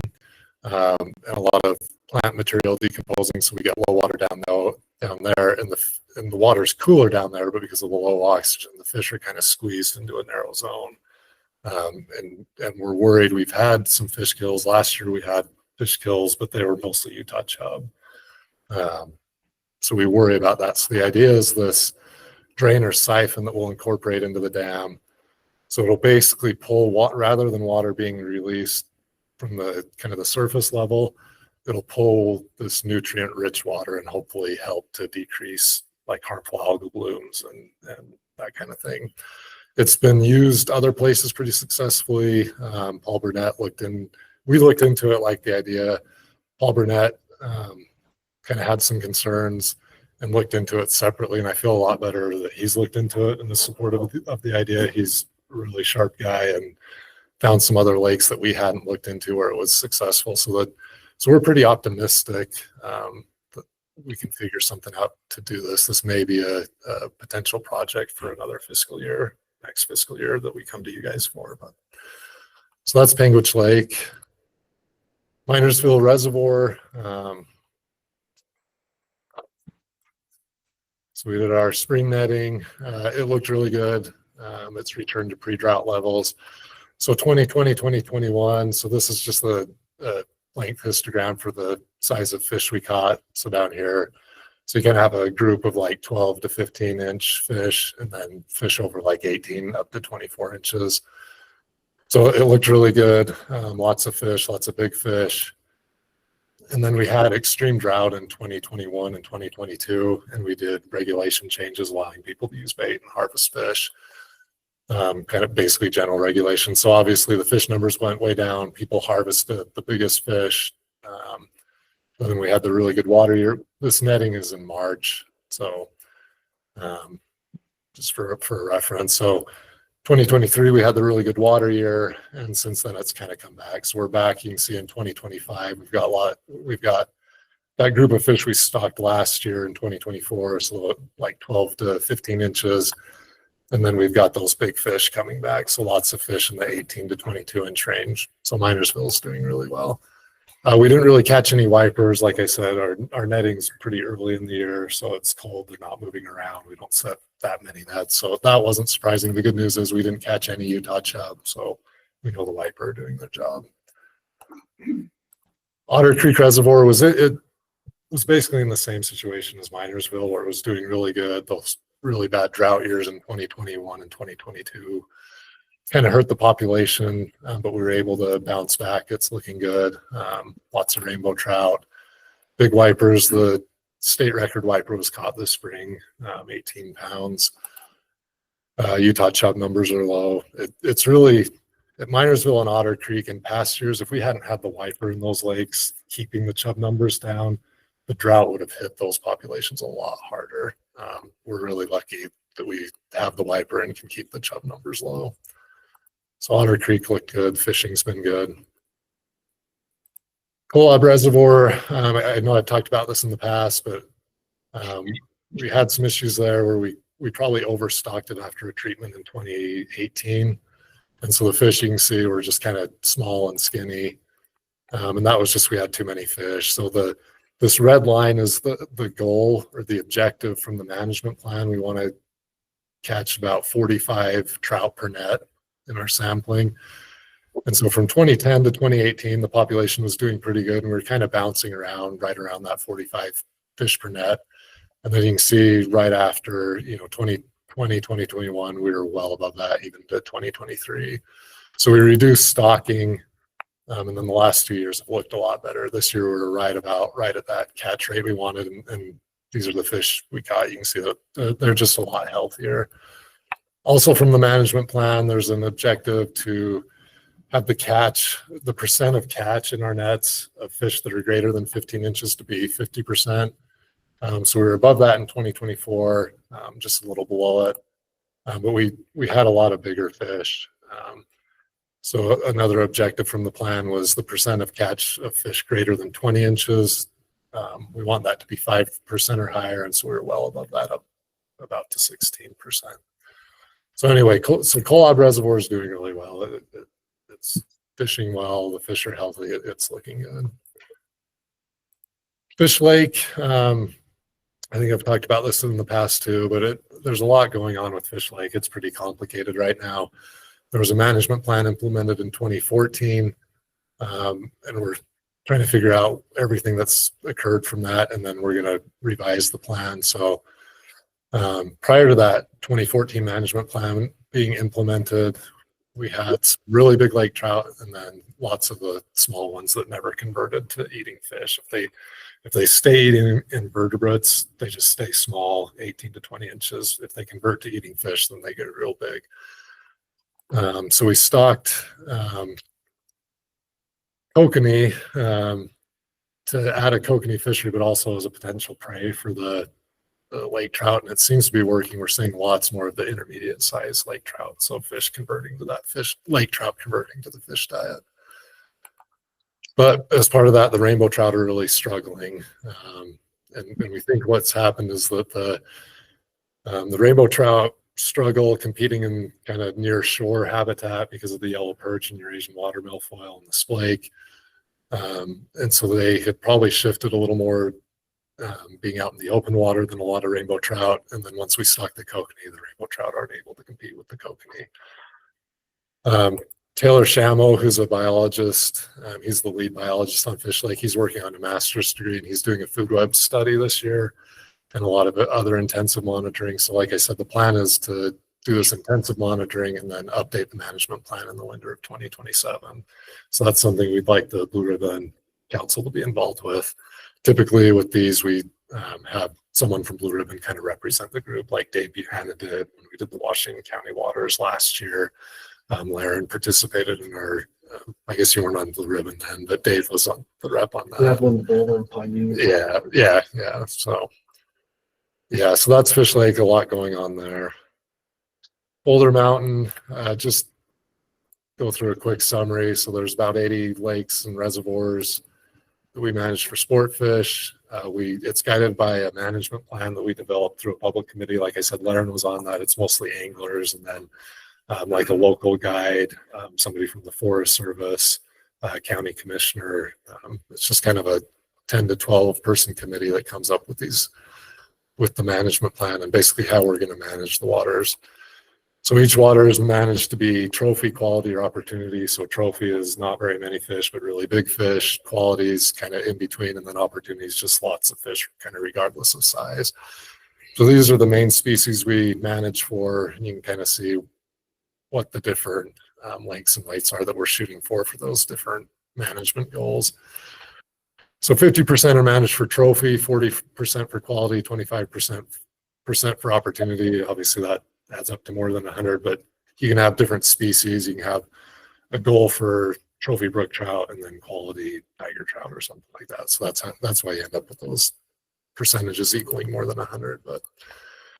And then Boulder Mountain's kind of known for big brook trout. So 60% of the lakes are managed for trophy or for brook trout, 45% tiger, 20% Arctic grayling and cutthroat, 15% rainbow trout and splake. So that, I just wanted to kind of give a summary of Boulder Mountain. I probably get more calls about Boulder Mountain than any other fishery in our region.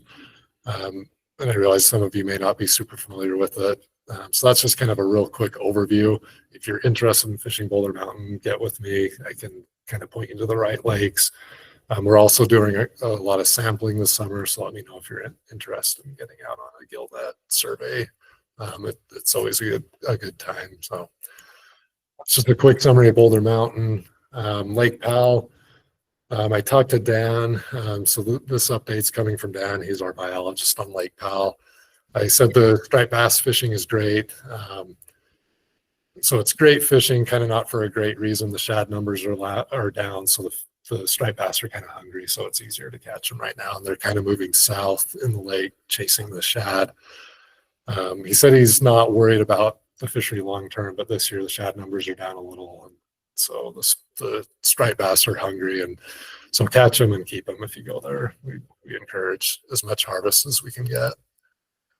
Crappie and largemouth bass are doing really well. This is kind of a common theme with a lot of our warm water fisheries. So the really great water year in 2023 meant that the fish that spawned that year and the young year had really good habitat. to hide and avoid predation. So crappie and largemouth bass are doing really well. He said that the lake level is expected to rise just a little bit. The Castle Rock Cut, if you're familiar with that, they don't expect it to be open, so it will probably remain closed. They're also doing a creel survey this year, so maybe in that January meeting, Dan or I can give you kind of an update on what we've seen in the creel survey.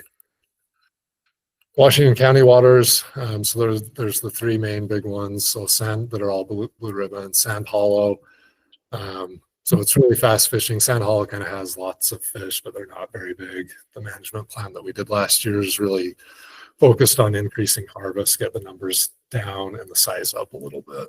But we're also doing an angler survey there, so we can give you some information on that. The main strategy is we're going to really try and increase harvest. We're kind of doing some outreach events and looking at doing a fish cleaning station. And so that's Sand Hollow. Quail Creek, a little bit the opposite of Sand Hollow, so it has bigger fish, it has some really big largemouth and bluegill. But so John, our other warm water biologist, so he did mention he thinks they're seeing more of those kind of intermediate or 10 to 14 inch largemouth than they've seen in the past. So that's a good sign. Probably goes back to that 2023 water year. And then Gunlock Reservoir, so Sand Hollow, lots of fish, but they're small. Quail, kind of more trophy. And then Gunlock's kind of in between. So lots of just decent size largemouth, decent sized bluegill. And then there are lots of black crappie. It's doing well right now, but it's probably going to stun out. I don't think we get enough harvest there, and they reproduce so well. So we're really encouraging harvest of crappie at Gunlock. But if you have kids or something, you can just go catch a ton of crappie at Gunlock. So that was a quick rundown of all the waters. I'm happy to answer any questions anyone might have. Dick, what are the water projections for those waters? Gunlock, Whale, and Sand Hollow? Is it looking good, or I know it was a rough winter? Yeah, it's rough. We have a conservation pool at Gunlock that helps us, and then the Washington County Water Conservancy District is actually really good to work with. And so yeah, we're not too worried about water levels at any of them. I just offer a fishing report on Minersville. High Country had a club trip down there, I don't know, a month and a half ago or something. And while the wind never dropped below 39 miles an hour, the fishing was phenomenal for a few. And couldn't even tell the whitecaps were coming because the fishing kept your attention on the rod rather than the whitecaps. So great job there for management. Oh, that's good to hear. And large. I don't know. I don't keep real good statistics, but I'm sure the average fish I caught in 4 days was at least 20 inches. That's good. Yeah, we have plenty of wind, so yeah, we've got plenty of wind.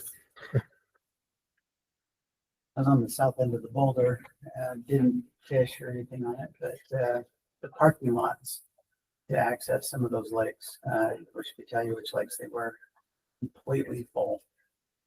Yeah, it's gotten really popular. I suspect, I don't know, what do you think, Claire? It seems like it's gotten significantly busier. Yeah, it has gotten way more popular in the past, probably since 2020.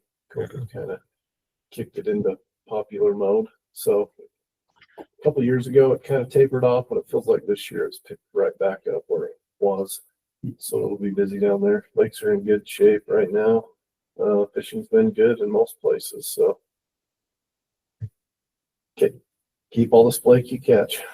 Yeah.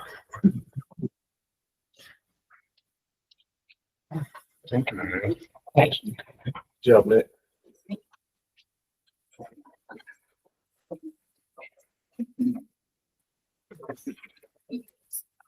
Right. Anybody else? I think that's it for That's it. regional updates. And the regions. Yeah. And then- Okay, so we're a little bit behind, so I will try to make up some time. I did want to go through just blue ribbon responsibilities. Just it's going to be boring for about half of you, maybe more than half. But I just kind of thought it would be a good reminder just to go through this. This is on. Yep, that's it. This is on the site. So if you ever like, oh, what are we doing here? You can go and refer to this.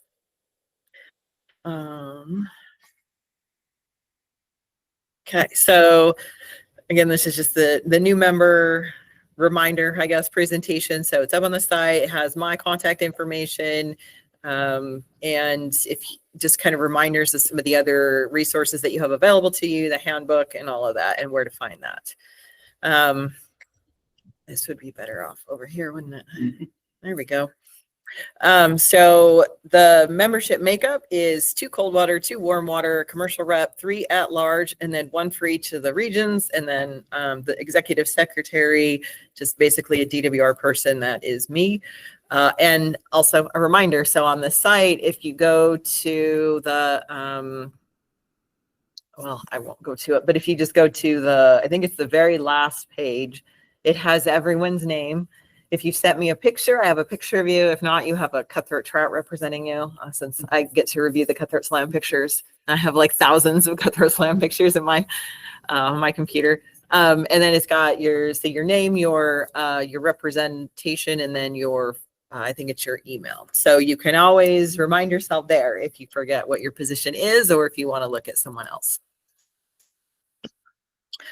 So the council itself was created by Mike Levitt in 2001, formally established by executive order in 2005.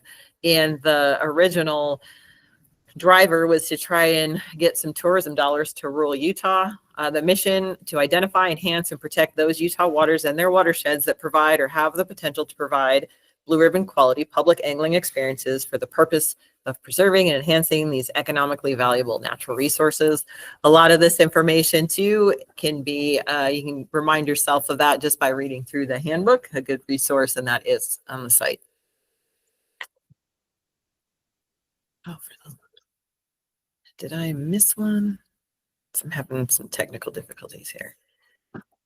Yes. Okay. So throughout the year, we identify waters for designation or review waters that are designated as blue ribbon fisheries.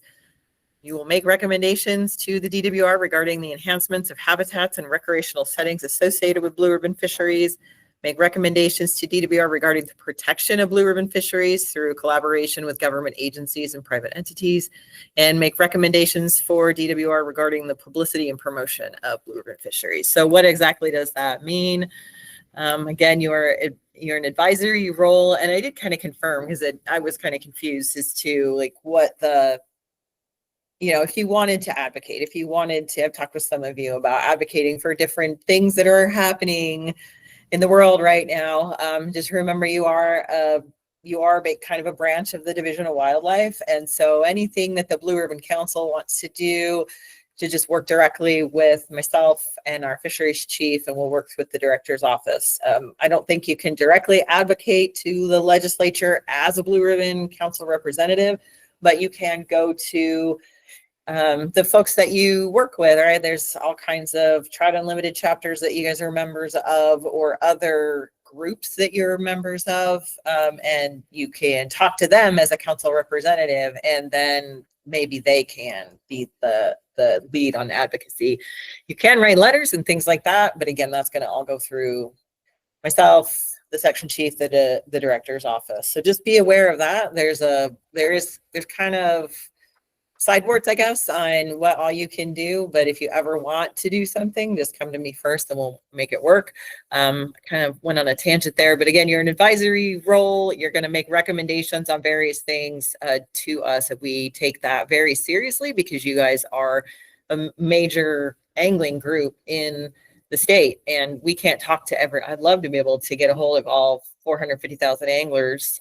You guys can't even do all of that, right? So, but you can get to more people than we can alone. So Number one was identifying new or reviewing the current blue ribbon fisheries. That's what we're doing this year. When Tyler was talking about the central region waters, kind of just going around to the different regions and re-looking at the waters that haven't been reviewed in a long time, making sure that we all still agree that they should be blue ribbon fisheries. You can propose a new blue ribbon water. We did that in the January meeting with Utah Lake. So January is kind of when that would happen.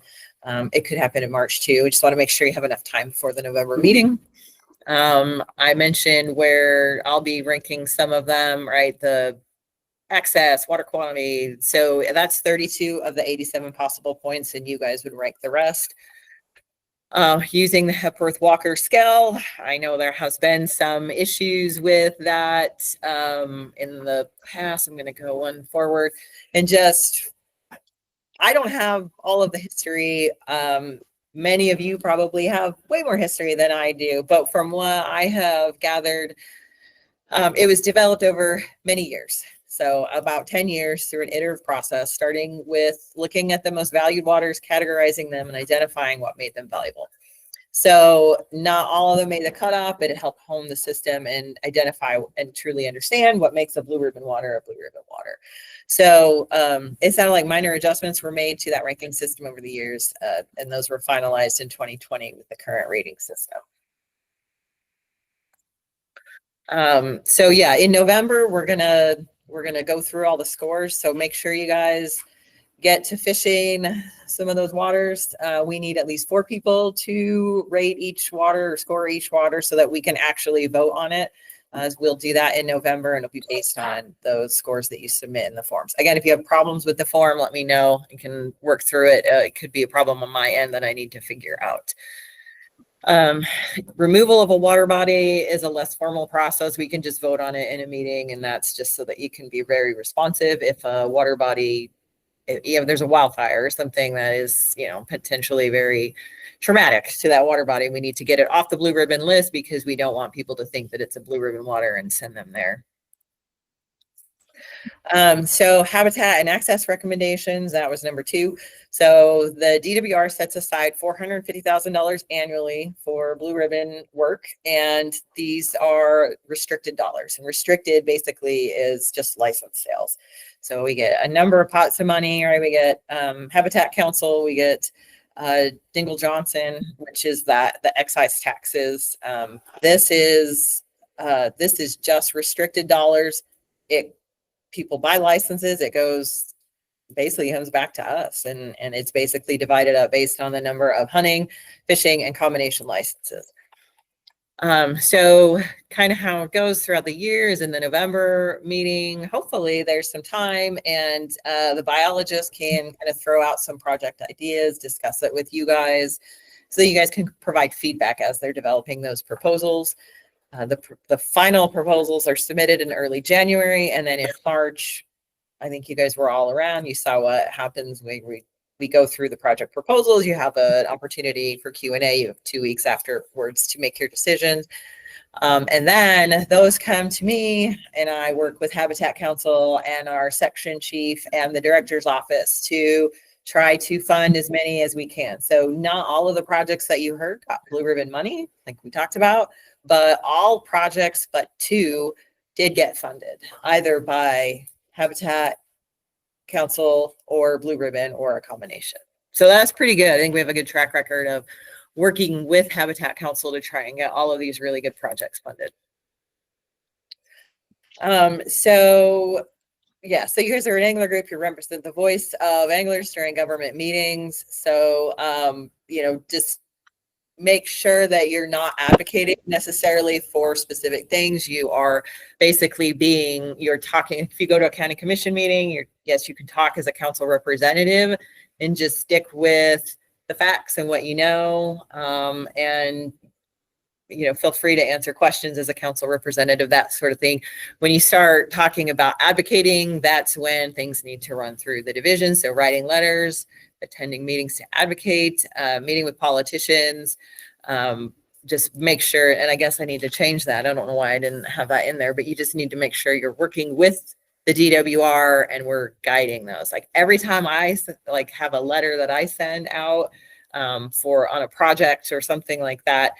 You know, back in the day when I was in the region, right, we comment on different projects that happen. It goes through the public lands, PLPCO. I don't know what it stands for. Policy coordinating. Thank you. So it goes through PLPCO, and someone is basically making sure that all of DNR is kind of represented in our comments, right? So that's kind of what we're doing. We're looking at it from like a broader perspective, like making sure that all of DNR is kind of represented in the comments. So just know that if you're trying to work through the division, stuff's going to get watered down a little bit. Whereas if you work through Trout Unlimited, you know, just like local chapters or other angler groups, you could probably say a little bit more. So publicity and promotion, I'm really focusing here on our outreach throughout the year. So we kind of work on that in November. And basically, I've been putting together a list, but there's no reason that you guys can't bring something forward in the November meeting. Just because I throw out a list doesn't mean that that's the be all end all. If you have anything that you want the division to promote, just think about that in between now and November and come ready to communicate that to me in November. And then we'll meet with outreach in January and we'll talk about that final list. And then basically I'll show you that later, that list, and outreach and I are basically just working on the list, just chipping away throughout the year. And then there's also opportunity for outreach events. And you guys have done that in the past between the Fishing on the Hill or like a kokanee seminar. And outreach would just, I guess the faith recommendations were just to work with the regions. The regions are doing a lot. Like Calvin has already talked about all of the stuff that he's doing. So we just need to get with folks far enough in advance so that we can plan accordingly, so at least 6 weeks, and probably starting with the regions to see if the regions want to get something done. They're kind of the experts on the ground. And then the outreach schedule is found on the Blue Ribbon site. Reminder to work together to do the volunteer time recording. The link to the volunteer sign up is on the site. If you're not signed up for this fiscal year, probably no need to do that now because we'll get a new form on July 1 because it basically goes fiscal year. We have to do a new one. So I'll send that out in early July. You just need to go in, sign up through that site. Through that website, and then record your time spent on Blue Ribbon. So meetings, fishing at waters that we're evaluating, outreach events, just make sure you're recording. It's down here, date, activity, number of hours. And then I can enter that for you. So all you need to do is sign up and then let me know what you're spending your time on. And then in certain fiscal years, we can use that as match for leveraging extra funding. Doesn't always work out. Hopefully it does so. So this is just our schedule throughout the year. As you all know, we meet 4 times a year. This is kind of what we focus on in each meeting. There is a lot of flexibility, I think. It doesn't have to be this. I mean, I think we do need to spend time on the voting on the waters in November. Obviously, March is joint with Habitat Council, so that's evaluating project proposals. But I think there is flexibility there. So if anyone has thoughts or ideas. So I just wanted to go through that quickly. Again, it is available to you. I'll try to remember to update it every 6 months or so and keep it fresh, but it's going to be the same basic stuff. Does anyone have any questions? Yeah, where's that picture? Not a question, Trina, but I have a comment once your questions are dealt with. Okay. I think this is the southern region. Nick, does that look familiar? I think I stole that from you. What is it? Yeah. I thought it was kind of a cool structure there.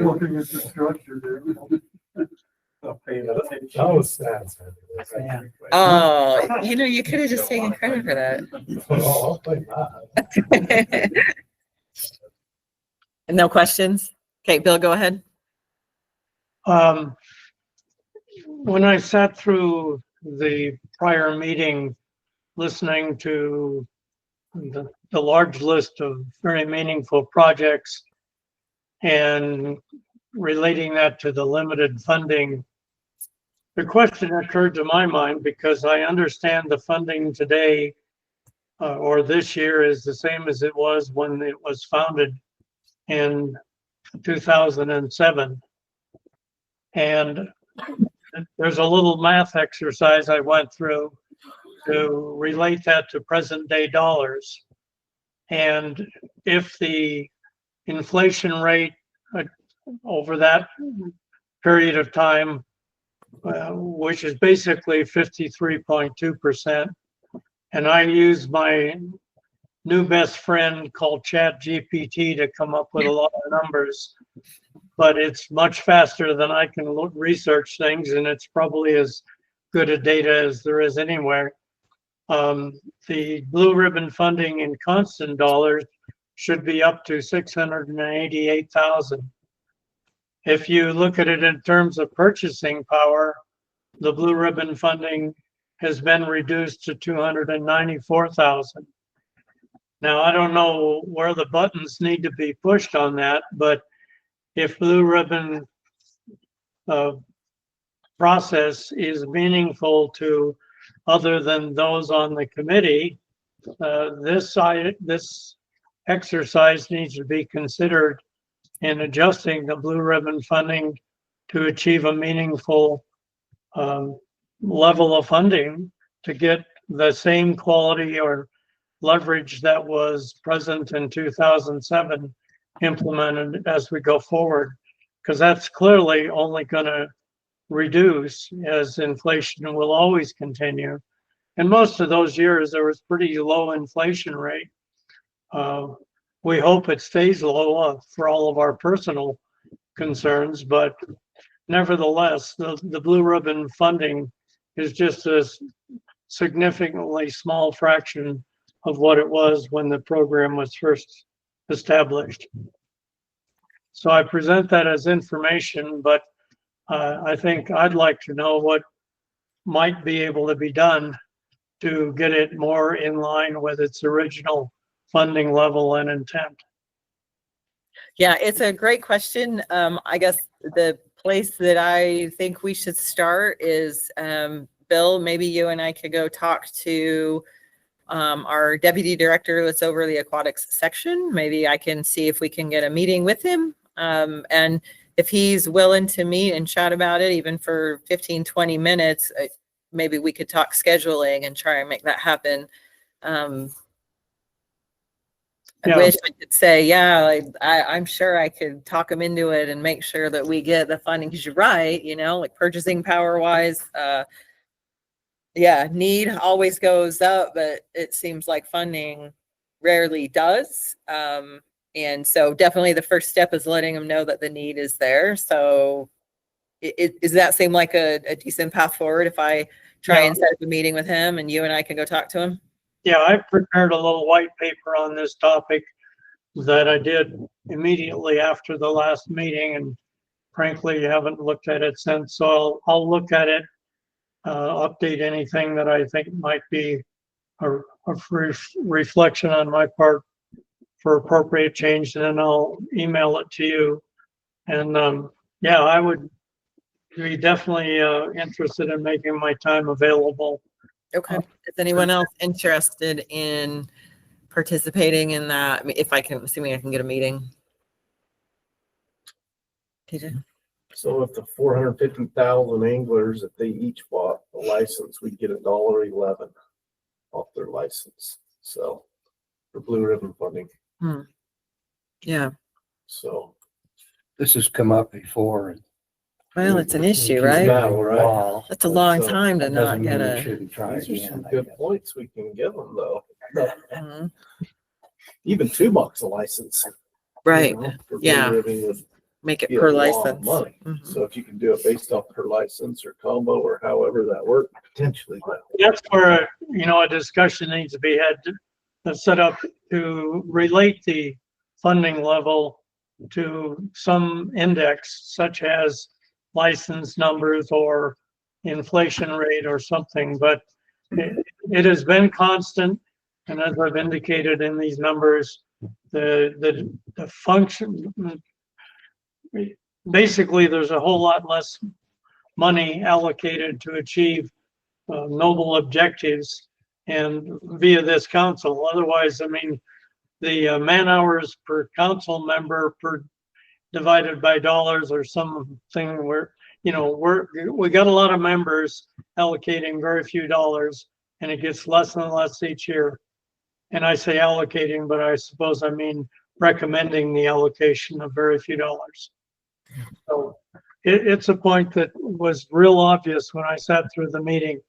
And so I came home and did something to quantify what my gut feel was, and it certainly is an accurate impact.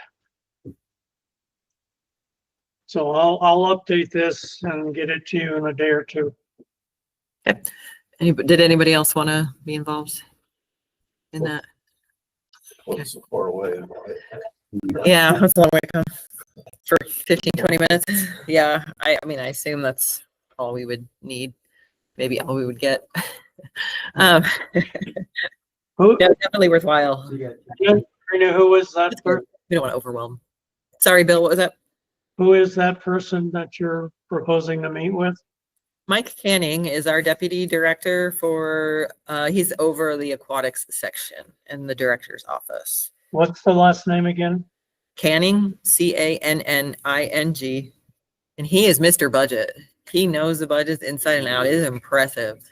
Yeah, he is really good. He will, and he's a straight shooter too. He's not going to blow smoke. He's not going to, you know, promise things that he can't, you know, provide or anything. So I think it'd be a great place to start. And, you know, sometimes these things take a couple of years even, but start by letting him know the need is there, and, you know, or reminding him that the need is there. I'm sure he recognizes that, you know, so. But you did fund all the projects except 2. Yeah. So let me show you that, because, yeah, that's between Blue Ribbon and Habitat Council. Okay, so now I have to share. I'm going to share the funding document.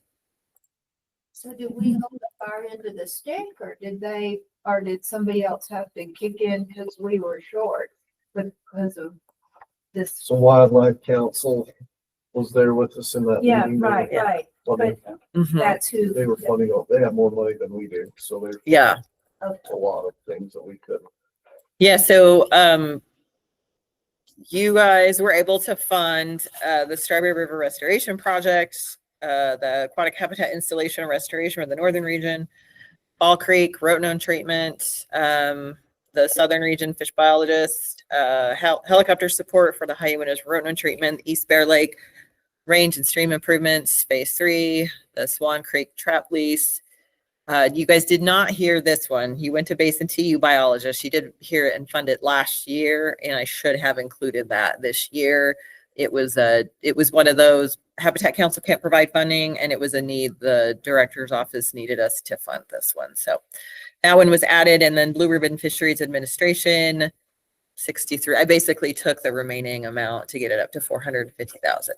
So then I'm going to switch over to this. So we got a new, I share this tab instead. So this is what we just looked at, this top table.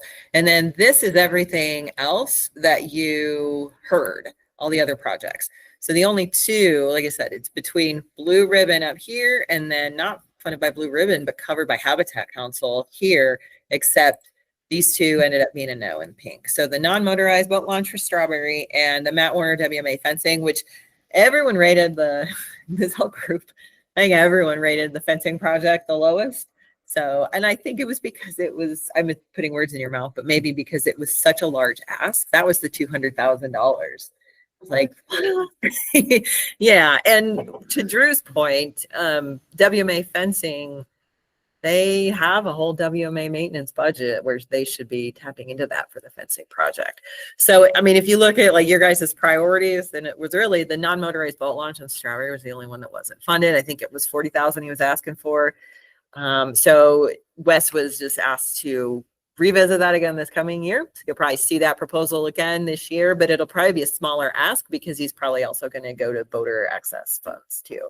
So boater access fund is a Fish and Wildlife Service program where anything boater access, motorized, non-motorized, can be funded, and it just was a tight year this year. So Wes was asked to kick it down to the next fiscal year. So you'll probably see that again. And you know, it sounds like the access point is being used. So it's just improving it. So it's not like we need it improved to be able to make sure that people can access it. So I think it's more of a delay than anything. So I think, yeah, I think it ended up being, considering how much of a, I mean, I wouldn't say I was panicked, but like, oh my gosh, that's just like a huge ask. And we just don't have that kind of money. I think we did really well, and Habitat Council definitely came through to help out. So that was, they covered fully the Central Region Reservoir Habitat Enhancement, the stream restoration training, Gordon Creek watershed restoration, the Twin Creeks enhancement at Fish Lake, the Solar Bee, like that Jordan was talking about, and then the Electric Lake access, angler access, and then the Strawberry Reservoir Co-op snowplow. So it'd be nice if the snowplow project would get funded through the Forest Service in the future and we didn't have to see it anymore. But for now, we might not even have that road in the future. Well, the other thing, Trina, I would speculate, because I'm not in a position to identify, but I suspect there's a few people in the room who would come up with additional good ideas if there was an expectation of additional funding availability. Nobody likes to spend time wasting their time writing proposals that have no chance of being funded because of known budget limitations. So I think no one should walk away with the expectation that we got everything funded that was thought to be a meaningful project. Yeah, I'm sure there's a lot of other projects out there. We just aren't seeing all of them necessarily, but these are open to anyone. You can develop or create a user name and password in the system and submit projects. And it's not a bad proposal system, right? It's not difficult, right? I've been through some outdoor recreation. Oh my gosh. When you submit a proposal with them, I mean, you're spending a lot of time, whereas these are not near as bad. So, and anyone can submit. So any questions on what was funded, what was not funded, any of that? Okay, and I think it's just a budget update is next. I'm going to cover that. You don't need to see that. Let me share the screen.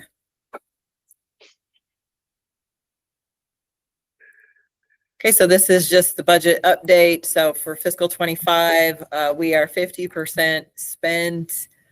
Going in, basically we're at the end of the fiscal year. I have hope that we're going to get through, we're going to see that go up because a lot of this, if you remember, we had to fund monitoring. We were short on DJ funds and you guys helped us out quite a bit. And so a lot of this is seasonal technician time, and seasonals usually start at the end of May. Maybe they start at the beginning of May, but they go through the end of June. And so we tend to be about almost seems like 6 weeks behind on personnel charging. And so I think we're going to see a lot of these monitoring projects or budgets get spent out. So this, I expect that to be closer to 80%, but we do have a little bit of unexpended funding. So we're doing pretty good.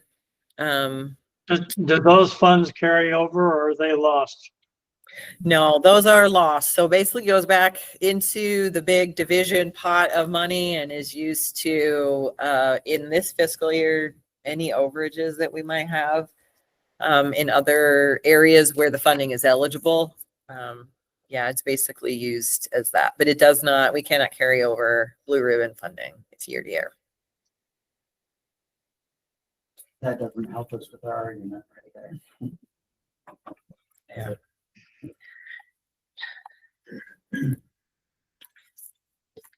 The exception of Habitat Council kicking in. Yeah. Whatever percentage that was. Mm-hmm. Yeah. They might say you're not spending the money that you have. Yeah. You know. Yeah, it is. Yeah, that's, I guess, and I think we do a pretty good job, but it's one of the reasons that we ask and really try to rank on making sure that the project will, there's a question, right? Like, is the project likely to get completed in the fiscal year? So that's really important for that very. Yeah, he'll definitely be spending his money. Poor Nick, we just every meeting just announce how much he makes. Poor guy. Sorry, Nick.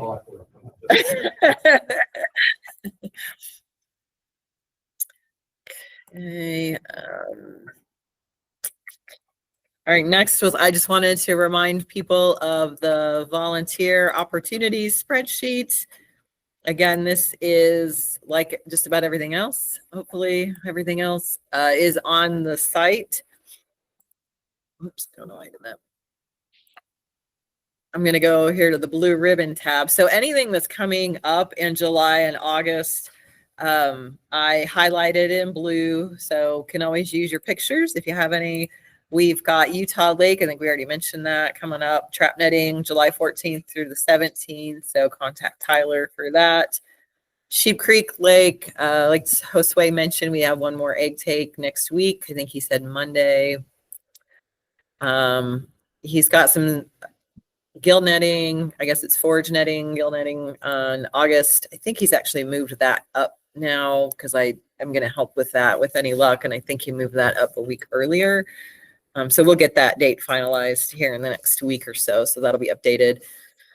Forage netting on Big Sand Wash. I think it might be, at least for starvation, about 2,000 yellow perch out of nets, Dean, if you want to come help.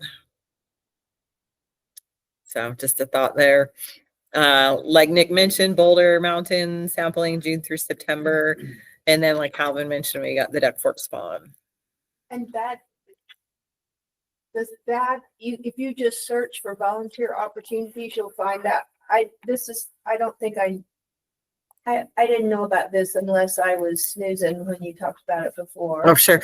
That's why I try to remind folks. So your volunteer opportunities is right there. All right. So, and you all should have access and, yeah. So yeah, if you think that something exists or you heard something exists and you can't find it on the site, just let me know. I can help you out. Hopefully everything's there. I have been gently reminded in the past that something's not available or something is supposed to be available and it's not. So yeah, don't feel free to do that as well as needed. So And we'll have more opportunities this fall in the Southeast region. You just haven't put any of the fall stuff up. Yeah. So we'll have fall gill netting in October, so we'll have fishing in September. So yeah, so I appreciate you guys keeping up with that and hopefully everyone's getting out. I've been using that as well. I know I can't get out often, but I've been using it as well. Is it good for us to let you know when we should add things to it for like fall stuff? So you can let these guys know, or If you want me to do that, then yeah. Then yeah, let me know when you update it. Otherwise I just kind of check it. Has to be Tuesday or Wednesday or something. Yeah, works at other days. So can I put this stuff on like the High Country in Bonneville? I won't link them to this, but the ones that I think they might want to do, can I have them put that on the club sites? Are you guys okay with that? I mean, you Yeah. typically get this information out, right? Tyler's. If it's Tyler's, I put it. Yeah, it's not a big deal. It's You guys you guys already work with so many. I go to the southern region and I literally don't have to do anything. I just jibber jabber because they got this whole slew of volunteers that are handling all the fish and doing all the fun stuff. But yeah, it seems like you guys already have like this for the most volunteer part, network. we So know when we need extra help. Mike knows everybody is times 10, so he's gonna reach out. So reaching out to more people is not a big reach out deal. to us. No, we're always, Okay. If you have questions, though, just reach out to me or any of Well, us and yeah, just say, I- hey, can I invite Okay. X people or whatever? I don't think that's gonna hurt at all. Because I did have to turn quite a few people away for Little Dell because we had too many at that. I That's do feel crazy. No one like ever we don't comes want to the 20 people Northeastern. sitting at our cutthroat spot either on the middle of the street. Well, everybody was Yeah. like all over the moon about Oh, that. yeah. I mean, it was pretty Yeah. believable Yeah. the turnout you got for that. Yeah. I thought I was blown away by how many people wanted to do that. Yeah. I felt bad turning people away, but it was also logistically kind of a nightmare to have volunteers staring at a spawning fish all the time. But you think they're shy? They're never mind. They watch us handle fish sometimes, and it's not always the nicest way.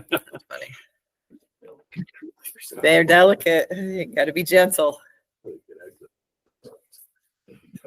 Okay. I might like that. We're right back on time. We've been a little early. Odds are high. We're actually sampling the lower Provo this October as well. Oh. We were supposed to do upper Provo, but Mike is wanting to do the lower. So okay, we're still working on if we're going to do that or not. But that'll be another date I'll put on here. Yes, third check week the- of October, more than likely. But week of October. Mike's still pushing around if he's going to stick with the upper or switch it to the lower Provo. So, yeah, I know he'll reach out to all of you anyways because we had 20 some people on it. We'll need 20 people again. So. Wow. And then I'll just go to the non-blue ribbon. So some of the regions also put on non-blue ribbon information here. So that's what that's for. So we got a couple upcoming in the central region. So again, thank you guys for keeping up with that. I appreciate it. And if you add something that you want me to send to the group, just let me know. Otherwise, we'll probably just keep it. Everyone just checking if you've got some time coming up and you want to see what's going on.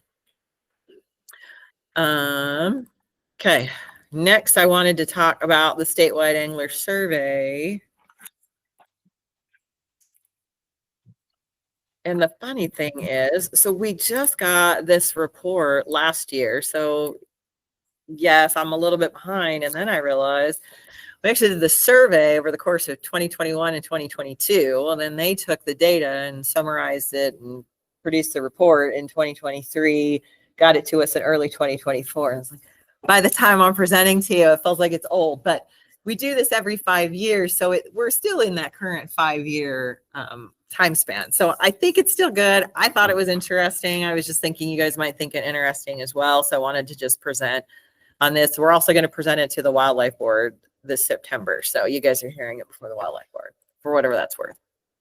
So again, we do this every 5 years. We've done it since 1967. So we're trying to understand preferences and behaviors of our anglers in Utah. We're targeting both resident and non-resident. I think it was about 75% residents, 25% non-residents, just to see what's going on with them and if are there any differences, that kind of thing.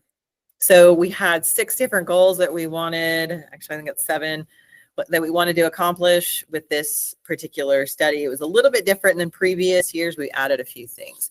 So define the general characteristics of Utah anglers, characterize fishing in Utah over 12 months, identify angler motivations, understand their species preferences, gauging knowledge of native versus non-native. That was one of the new things that we chose to look at. And then explore perceptions of and experiences with crowding. We've started looking at that more.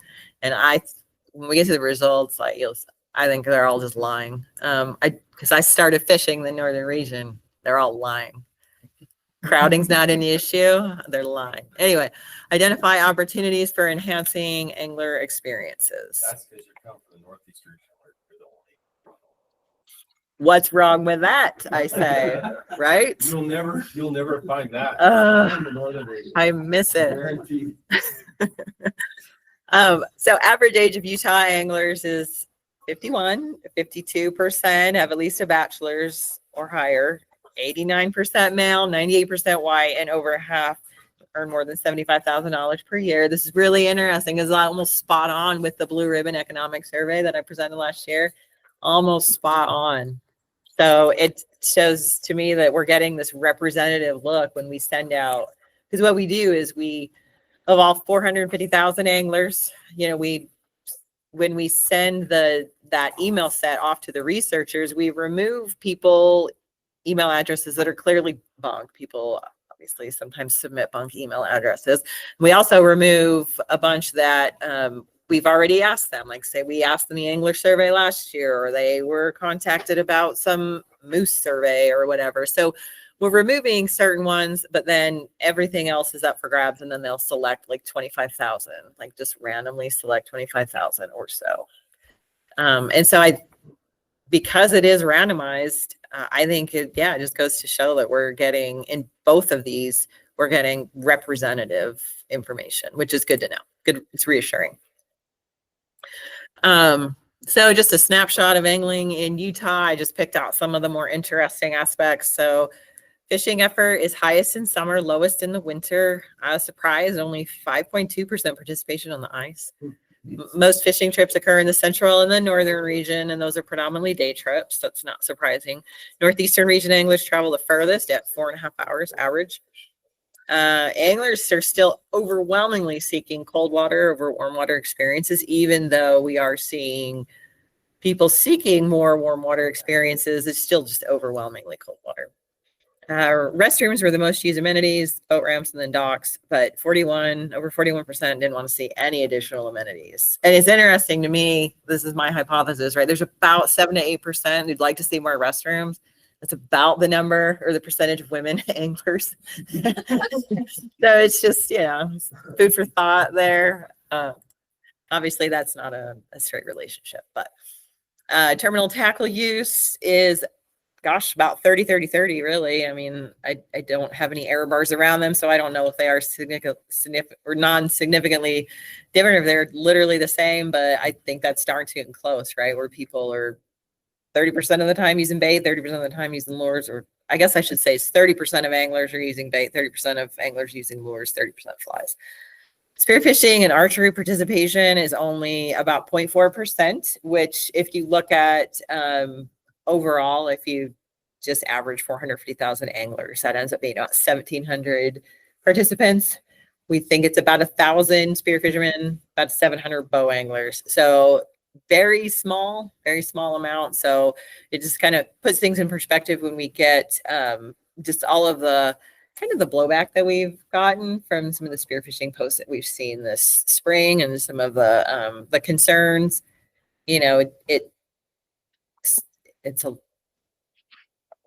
It's out front, right? They're promoting it. They're putting it out in front of everyone, but it's still a very small percent, and therefore a very small impact. Anyway, anglers fish predominantly from shore or pier or dock on a lake, and that's 5.5 times per year. They wade a stream or a river just under 5 times a year. A boat on a lake about 4 times a year, and then a boat on a stream much less. It was mostly in the northeastern region, so I assume Green River.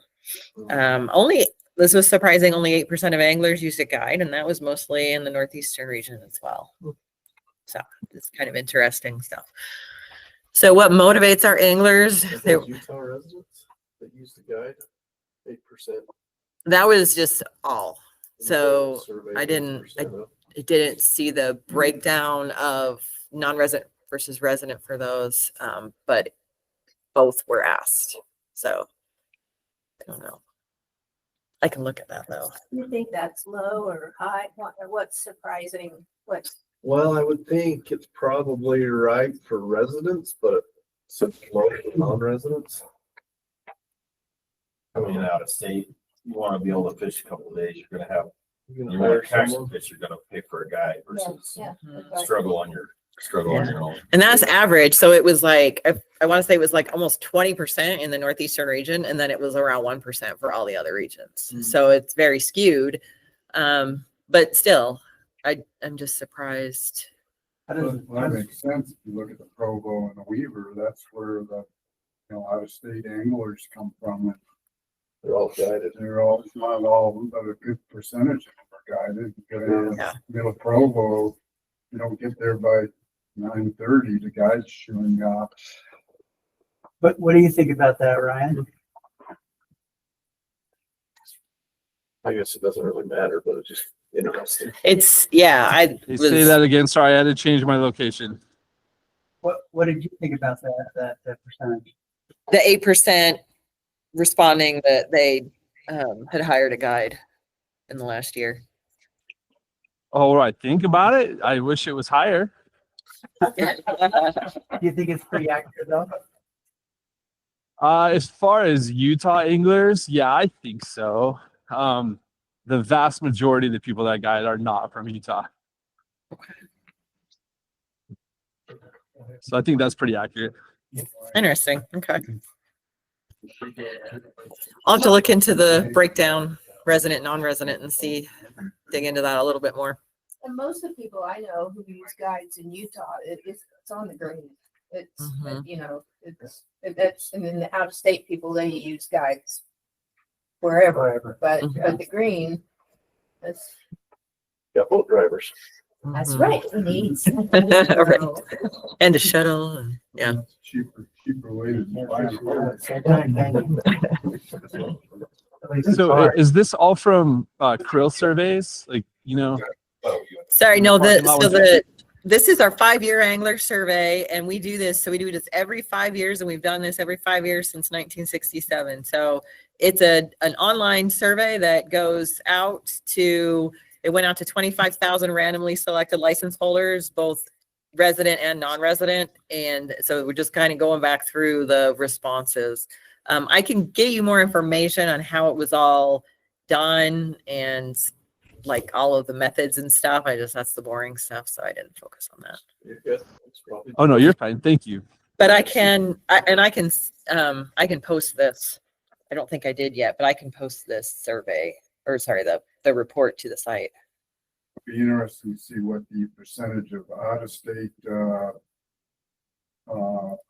requests for response is versus how many people in state actually respond, what percentage respond. Yeah. That would be an interesting. Yeah. It's interesting too that we get very low numbers, but you don't need a ton to have a representative sample. So it was low numbers of responses. I can't remember what it was off the top of my head, but it was enough, right? The survey people are satisfied with that, but I didn't pay attention to percentage wise resident versus non-resident. Like, were those both representative? So yeah, that's I think a key point, because the financial impact on a per capita basis is going to be much larger for non-resident license holders, and that's also influenced by the number of non-residents or people around the country that think there's blue ribbon fish to catch in this state, versus the image that all of the blue ribbon fisheries are really up in Idaho, Montana, and Wyoming. I don't know. And having spent most of my fishing life in Idaho, I can tell you that I catch more and better quality fish in Utah than I ever did in Idaho. But that's not a very widely known fact. yeah, we're gonna keep that on the DL, right? There's already enough usage. I'm going to go through these motivations. Yeah, so motivations were next. The top motivations were to get away from people and crowds, mentally and physically relax, just be immersed in nature. People did not care about, I just said show and tell, right? But it's, yeah, the social media and telling others about their fishing trip, that was not their main motivation. And I thought it was kind of funny. It was not to participate in a challenging adventure. But we did ask about that. We asked a lot, right? Actually, so if you go into the report after I get it posted, you'll see like there's 20 different motivations listed, and they group together. But yeah, the main motivations are just to chill and just get away from things. I think you made a good point. If you look at the average age of your angler survey. Yeah. They're not the ones that are thrill seeking. They're not on Instagram. Yeah. Those kind of things. If True. your age was 20 years younger or 30 years younger. That is true. Mine was Yep. the average for that. So. Yep. 100%, huh? Yep. Most anglers wanted to catch at least one fish on all trips to get away from people, improve their skills. and they wanted to fish waters where fish are safe to eat. So they weren't necessarily going to harvest. That wasn't their main motivation, but they wanted to know that the fish there, that you could eat the fish there, right? That it would be a healthy option and not contaminated or whatever. So I thought that was interesting because that actually is very similar to the Blue Ribbon Economic Study, where you had those two groups of, or the two types of anglers, right? The ones that wanted the nature experience where you're out in nature for a couple of days, you're getting away from it all, and you're just enjoying nature, immersed in nature, and this is just one of the things that you're doing while you're out there. And then the folks that wanted to catch a lot of fish or big fish, right? So that was the two main motivators, or the two top motivators in from the Blue Ribbon Study. So species preference, again, cold water is king. Top species, rainbows, cutthroat, and brown. Unfortunately, nearly 20% of anglers reported catching nothing. And I think that would have been on their last fishing trip was probably how that was worded. So it happens. And then interestingly, the demand for brown trout, cutthroat trout, and kokanee salmon is not fully met. So rainbows, I think we can all agree we're good. We're good. But there may be more demand for brown trout, cutthroat trout, or kokanee salmon out there that we are trying to meet. In the case of cutthroat trout, I think we're trying to increase those locations. I don't know about brown trout. It's probably holding steady. Kokanee salmon is going to be difficult, though. We're going through a big strategy discussion now and an effort to try to understand like what kokanee opportunities we can provide. So we'll be like sending out a kokanee survey here pretty soon, hopefully the end of the kokanee season, and hopefully better understand what the desire is and if we're meeting that fully or not. And this would suggest that we're probably not. We probably need more kokanee opportunities, but like I said, it's kind of difficult. They have very special requirements. They're very specialized fish, not only for fishing for them, but their life history, traits, and their needs as well. So that will be a challenge that we'll have to contend with. Native fish. So there was strong support for native fish in Utah, and most anglers agreed that they play an important role in the ecosystem. Most anglers can correctly identify our state fish, the Monteville cutthroat trout, as a native, and over half were able to identify mountain whitefish as native. About half incorrectly identified rainbow as native, but we stock the crap out of them. So I guess you can't fault people too much. They are everywhere. Unfortunately, only 39% correctly identified our native Colorado pike minnow as native. So that's a bummer. So it shows we got a little bit more work to do, but there are definitely some probably more native game fish, I think, that people recognize.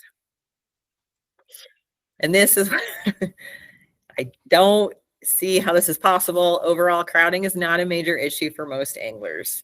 A tenth did respond that it's negatively impacted their experience, and that crowding is the biggest issue, or is a bigger issue in the northern region for folks.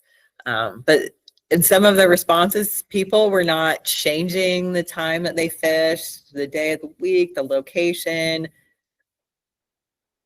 I call BS. But again, if we're going to accept the results of the study, we have to accept the results of the study, right? So I guess, I don't know if people are different than I am. Imagine that. Top activities that anglers combine with fishing, camping, backpacking, and flatwater boating. So that makes a lot of sense. So one of the suggestions was just outreaching to promote locations in general where complementary activities can occur. And I say in general, like we don't want to send people to specific locations on the Hyuinas where you can backpack in and fish, right? Because these are like small areas. So we don't necessarily want to send people to specific waters, but just kind of promote the idea of like doubling up, right? And where you can paddleboard fish, where you can, in general, like a watershed maybe, where you can backpack in and fish, that kind of thing. So, and then in summary, so just like the Blue Ribbon Economic Study, anglers are seeking opportunity to fish high quality environments where they can find solitude and relax. They prefer cold water species, but also diversity. There was definitely indications that anglers appreciate diversity. And as mentioned, we should encourage anglers to combine fishing with these other activities that they are appreciating. And then there's also just a ton of information for the regional managers so they've got that information that they can use to see what anglers are preferring within their region and adjust management as needed. So I think that was it. So were there any questions on that?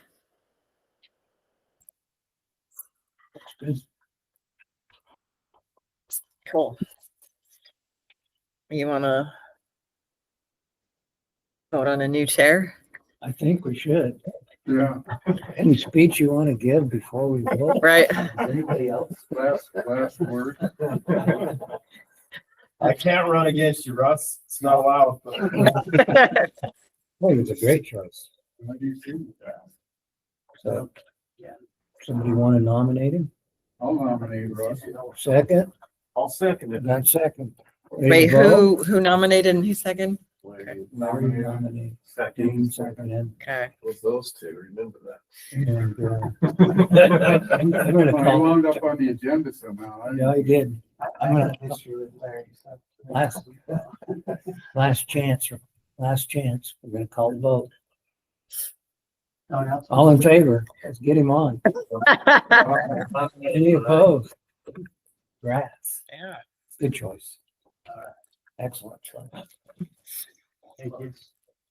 Okay. Well, we are done a little early, but if I don't know, I could give an update on Jones Hole and what's happening Yes. there if you guys are interested. So I don't know. Don't go there. Don't go there. There's no big fish. Not very. So I don't know what's happening in the river. There's probably no fish in the river. It's fine. Yeah, don't go there. But in the hatchery, they did discover an infestation of New Zealand mud snails. And gosh, I wonder if I can pull this up. Let me pull this up. It's a map of. So the New Zealand mud snail has kind of been knocking at the door of the hatchery for a number of years. So it's not super crazy to think that they eventually made their way in, but it is a bummer. Sorry, everyone online. I'm just trying to search for a document that's just, it's basically a map that I think would help if I had it.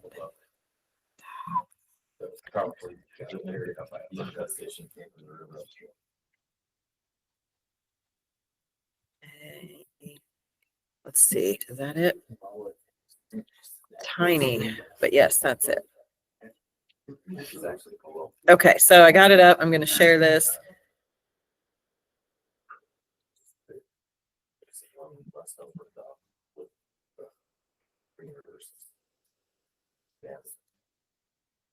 Way I've understood it.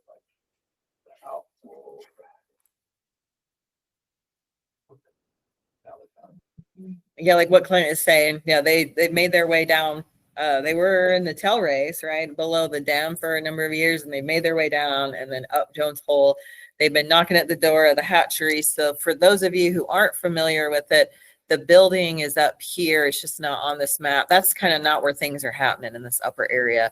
All of these X's, those were eDNA hits. So environmental DNA hits came back positive, and it seemed pretty suspect, right? It wasn't, sometimes you get like a false positive, or, you know, and you just need to recheck it and go in and do visual surveys. Well, it was more than just like one sample, and it seemed very suspect. So we have rechecked it, and then we've also sent folks in for visual surveys, and so they are down at the bottom. So if you've been there, then like that fence kind of goes here. If you can see my pointer, the fence goes here and down. And so that clarifier pond, that's that bottom concrete pond that you see.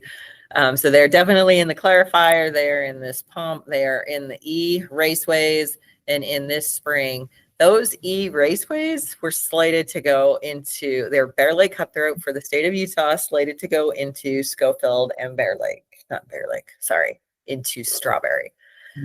So, and those are not waters that are New Zealand mud snail positive. So our policy is that that fish can't be stocked into a water body that is positive. Yeah, we can't take from a New Zealand mud snail positive hatchery and put it into in a New Zealand mud snail free water body. They have to go into a water body that has actually been tested and seen positive for New Zealand mud snail. So we've had to do a lot of switcheroosies, and it's been really interesting and really crazy. And thank you to all the regions who have been super flexible in this. We are still trying to figure it out, to be honest, but I think we're in a really good place. So they've got all of the fish out of these top raceways, except for C. C hasn't gone out yet. Those are going to go into Strawberry, but they've got everything out from A, B, and D. And the cool thing is that the way that the Jones Hole hatchery is set up is it's spring fed, and it's individual springs coming into different raceways. So we can treat this infestation here in the E raceways as separate because it's coming from this spring source. So, or from the bypass channel from the river, and then this spring source. So they've got fish out from the A and B raceways, the D raceways. D is going to be used to purge the E raceway fish. And then those fish are going to go into Bear Lake. Is there Bear Lake? Cutthroat? Yep. And that has the streams coming into Bear Lake have had a detection of New Zealand mud snail. So those fish can be used. They'll go into Bear Lake. Strawberry, Schofield, and Bear Lake will get their full quota, which is amazing. We didn't think that we were going to be able to make that happen. But we are going to make it happen, and everything's going to go out next week. They're actually going to do the purging here in D raceways, I think over the weekend. So everything's going to go out, and then they've got a big old plan to clean everything. So they've already started pressure washing and heat treating the A, B, and I guess it's A, B raceways. And then once all fish are off station, they'll continue that for everywhere else. And then they're going to keep it dry from August 1st on. And they're going to have a small number of fish on station so they can maintain disease certifications, like 100 fish. And that effluent's going to go out into the bypass channel, which is fine. It's like you've got to use the clarifier if it's above a certain number, but if it's below a certain number, the effluent can just go out. Because water quality, obviously, issues are a thing. So think we have a plan, and I have been really impressed actually with the Fish and Wildlife Service and Jones Hole really just going to town. Like they've got dates for when they're going to do their pressure washing. They've got dates for when they're going to do the heat treatment. They've got dates for when they're going to start their dry time. They expect to do that August 1st and keep it dry, except for those fish health fish. I think I want to say for a year, not a year, almost a year. And they've got plans they've created a verb. It's called copperize. So New Zealand mud snail don't like copper. They won't crawl on copper. So if they line pipes with copper, then they won't move up. So they're copperizing a bunch of pipes. They are burying, like the spring is going to just be channeled down further down towards the river. So anything that's daylighted now that is not necessary for operations is just going to get covered. Just try and take away opportunities for New Zealand mud snails to be around the hatchery. They've got like 6 or 7 projects. And then of course you worry about funding. How are you going to fund this, especially with what's going on? And they were able to save $60,000 in fish feed through all of this by not having fish on stations. So that will be repurposed. They've got $111,000 directly from the Fish and Wildlife Service to help with some of these projects. They're buying eDNA samplers and they're going to plan on auto sampling on a regular basis. It's been really impressive. And then the clarifier has always been an issue because it's got like 3 different chambers. You can see the arrows going, they're all connected. Well, they're going to close those off so they can have water going to each one separately, which means that they can also dry them separately and continue using it and just kind of rotate through like which one is going to be dried when. Anyway, I've been really impressed with our organization, with their just like busting this out and getting it done. We are going to have to see some cuts in our rainbows. But our hatchery folks really stepped up too. They said, you know what, Bear Lake cutthroat are important. We can raise all of these Bear Lake cutthroat in 2026. We'll have to make some space because Jones Hole was raising about 60,000 pounds for us.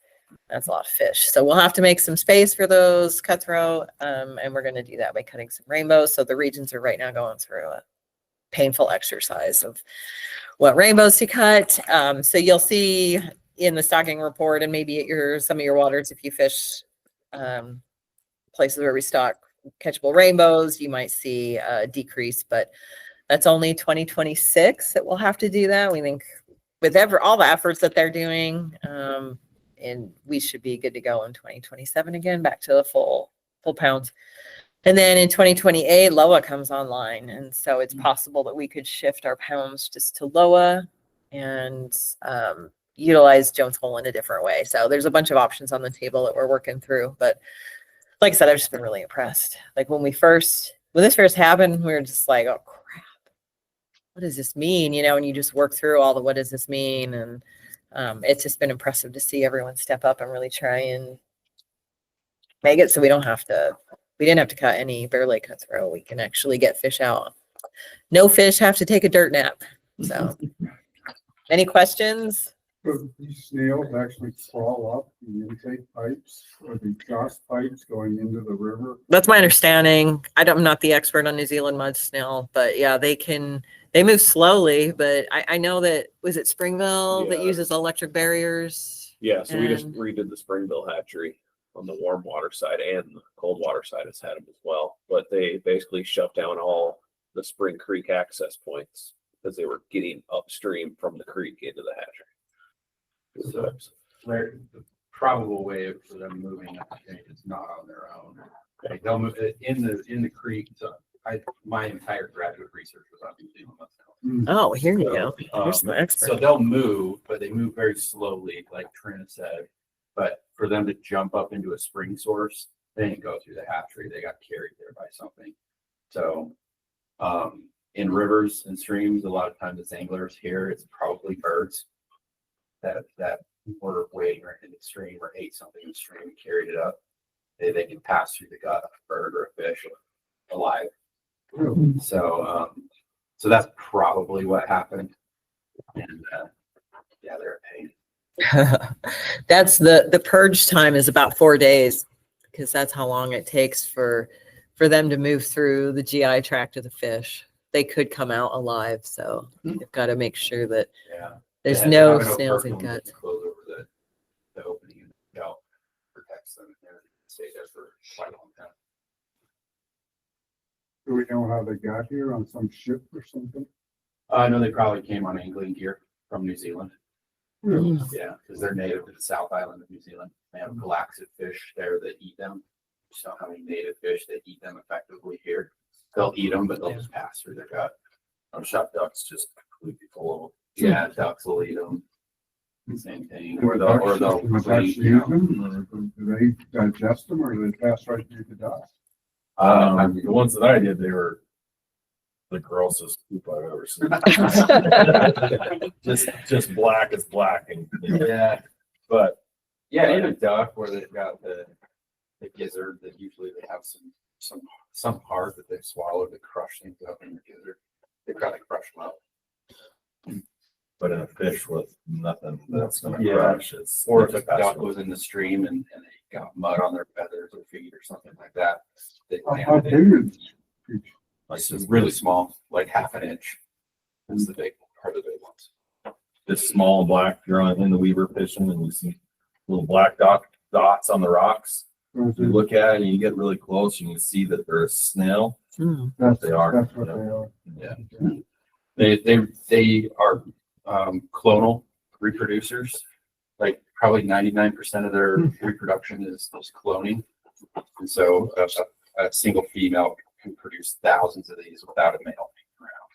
Thousands of offspring. So they can get super dense as far as like the macroinvertebrate populations go, and they'll wipe out the native macroinvertebrates. So they'll take out all your mayflies and caddis flies and everything, just because they just overtake them. Their population's so big, and usually they'll boom really fast, and then their populations crash and stabilize whenever they're newly introduced. But when I was in graduate school, we saw populations that would get as high as 500,000 per square meter. Square meter? Jeez. Trina, you, Once you're in a system, then it's. They're pretty much. Yeah. I'm gonna excuse myself. Yeah. Thanks, TJ. Have a good, summer fishing, and it's a pleasure to see you all and know you all. And I plan to see you in November. Yeah, he'll be I've here. got a doctor's appointment I gotta go to. Thanks, TJ.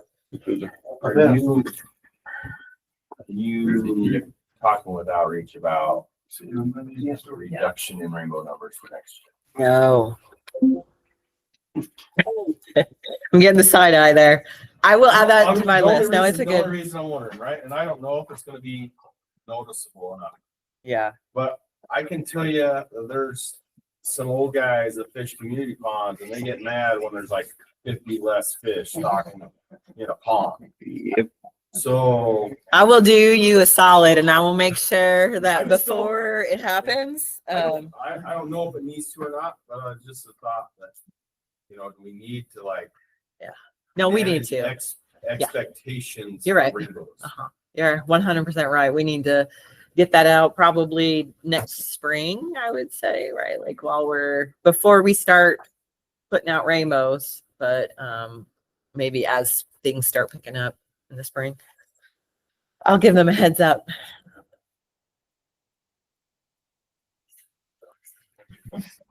Shift my cuts to the clipped. Are you taking the southeastern region cuts too? Is that what you're saying?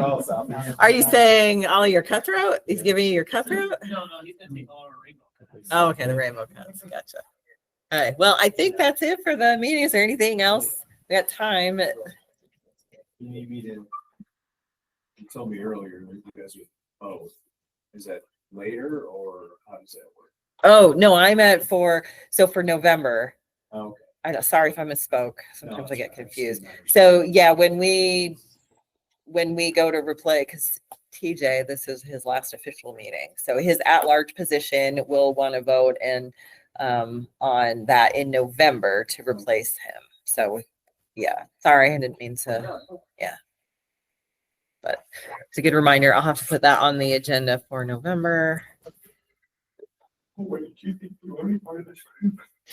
Yeah. What do you think? That's enough today. Say, whoa. Yeah. I was just glad that you didn't install me as take TJ's. Right. So Jim Bradley was here earlier. He had to leave after lunch. So he's also interested. So, and then if others, it seems like I usually get a couple of folks interested. So if anyone else is interested, we'll just kind of have a vote in November and, yeah, but after that position opens. But then I looked again and I can't remember. I think you're done next year. So you've only got chair for a year and then you're done next year. So yeah, I'll have to find new people. So there's always opportunity. I got a couple guys. Okay, cool. Yeah. You want to move north, Nikki? No more moving. That's crazy. Okay. Anything else? We need a motion to adjourn. Yeah. So moved. Okay. Do we need to vote on that or anything? Okay. Thanks, everyone. Thank you. Thanks.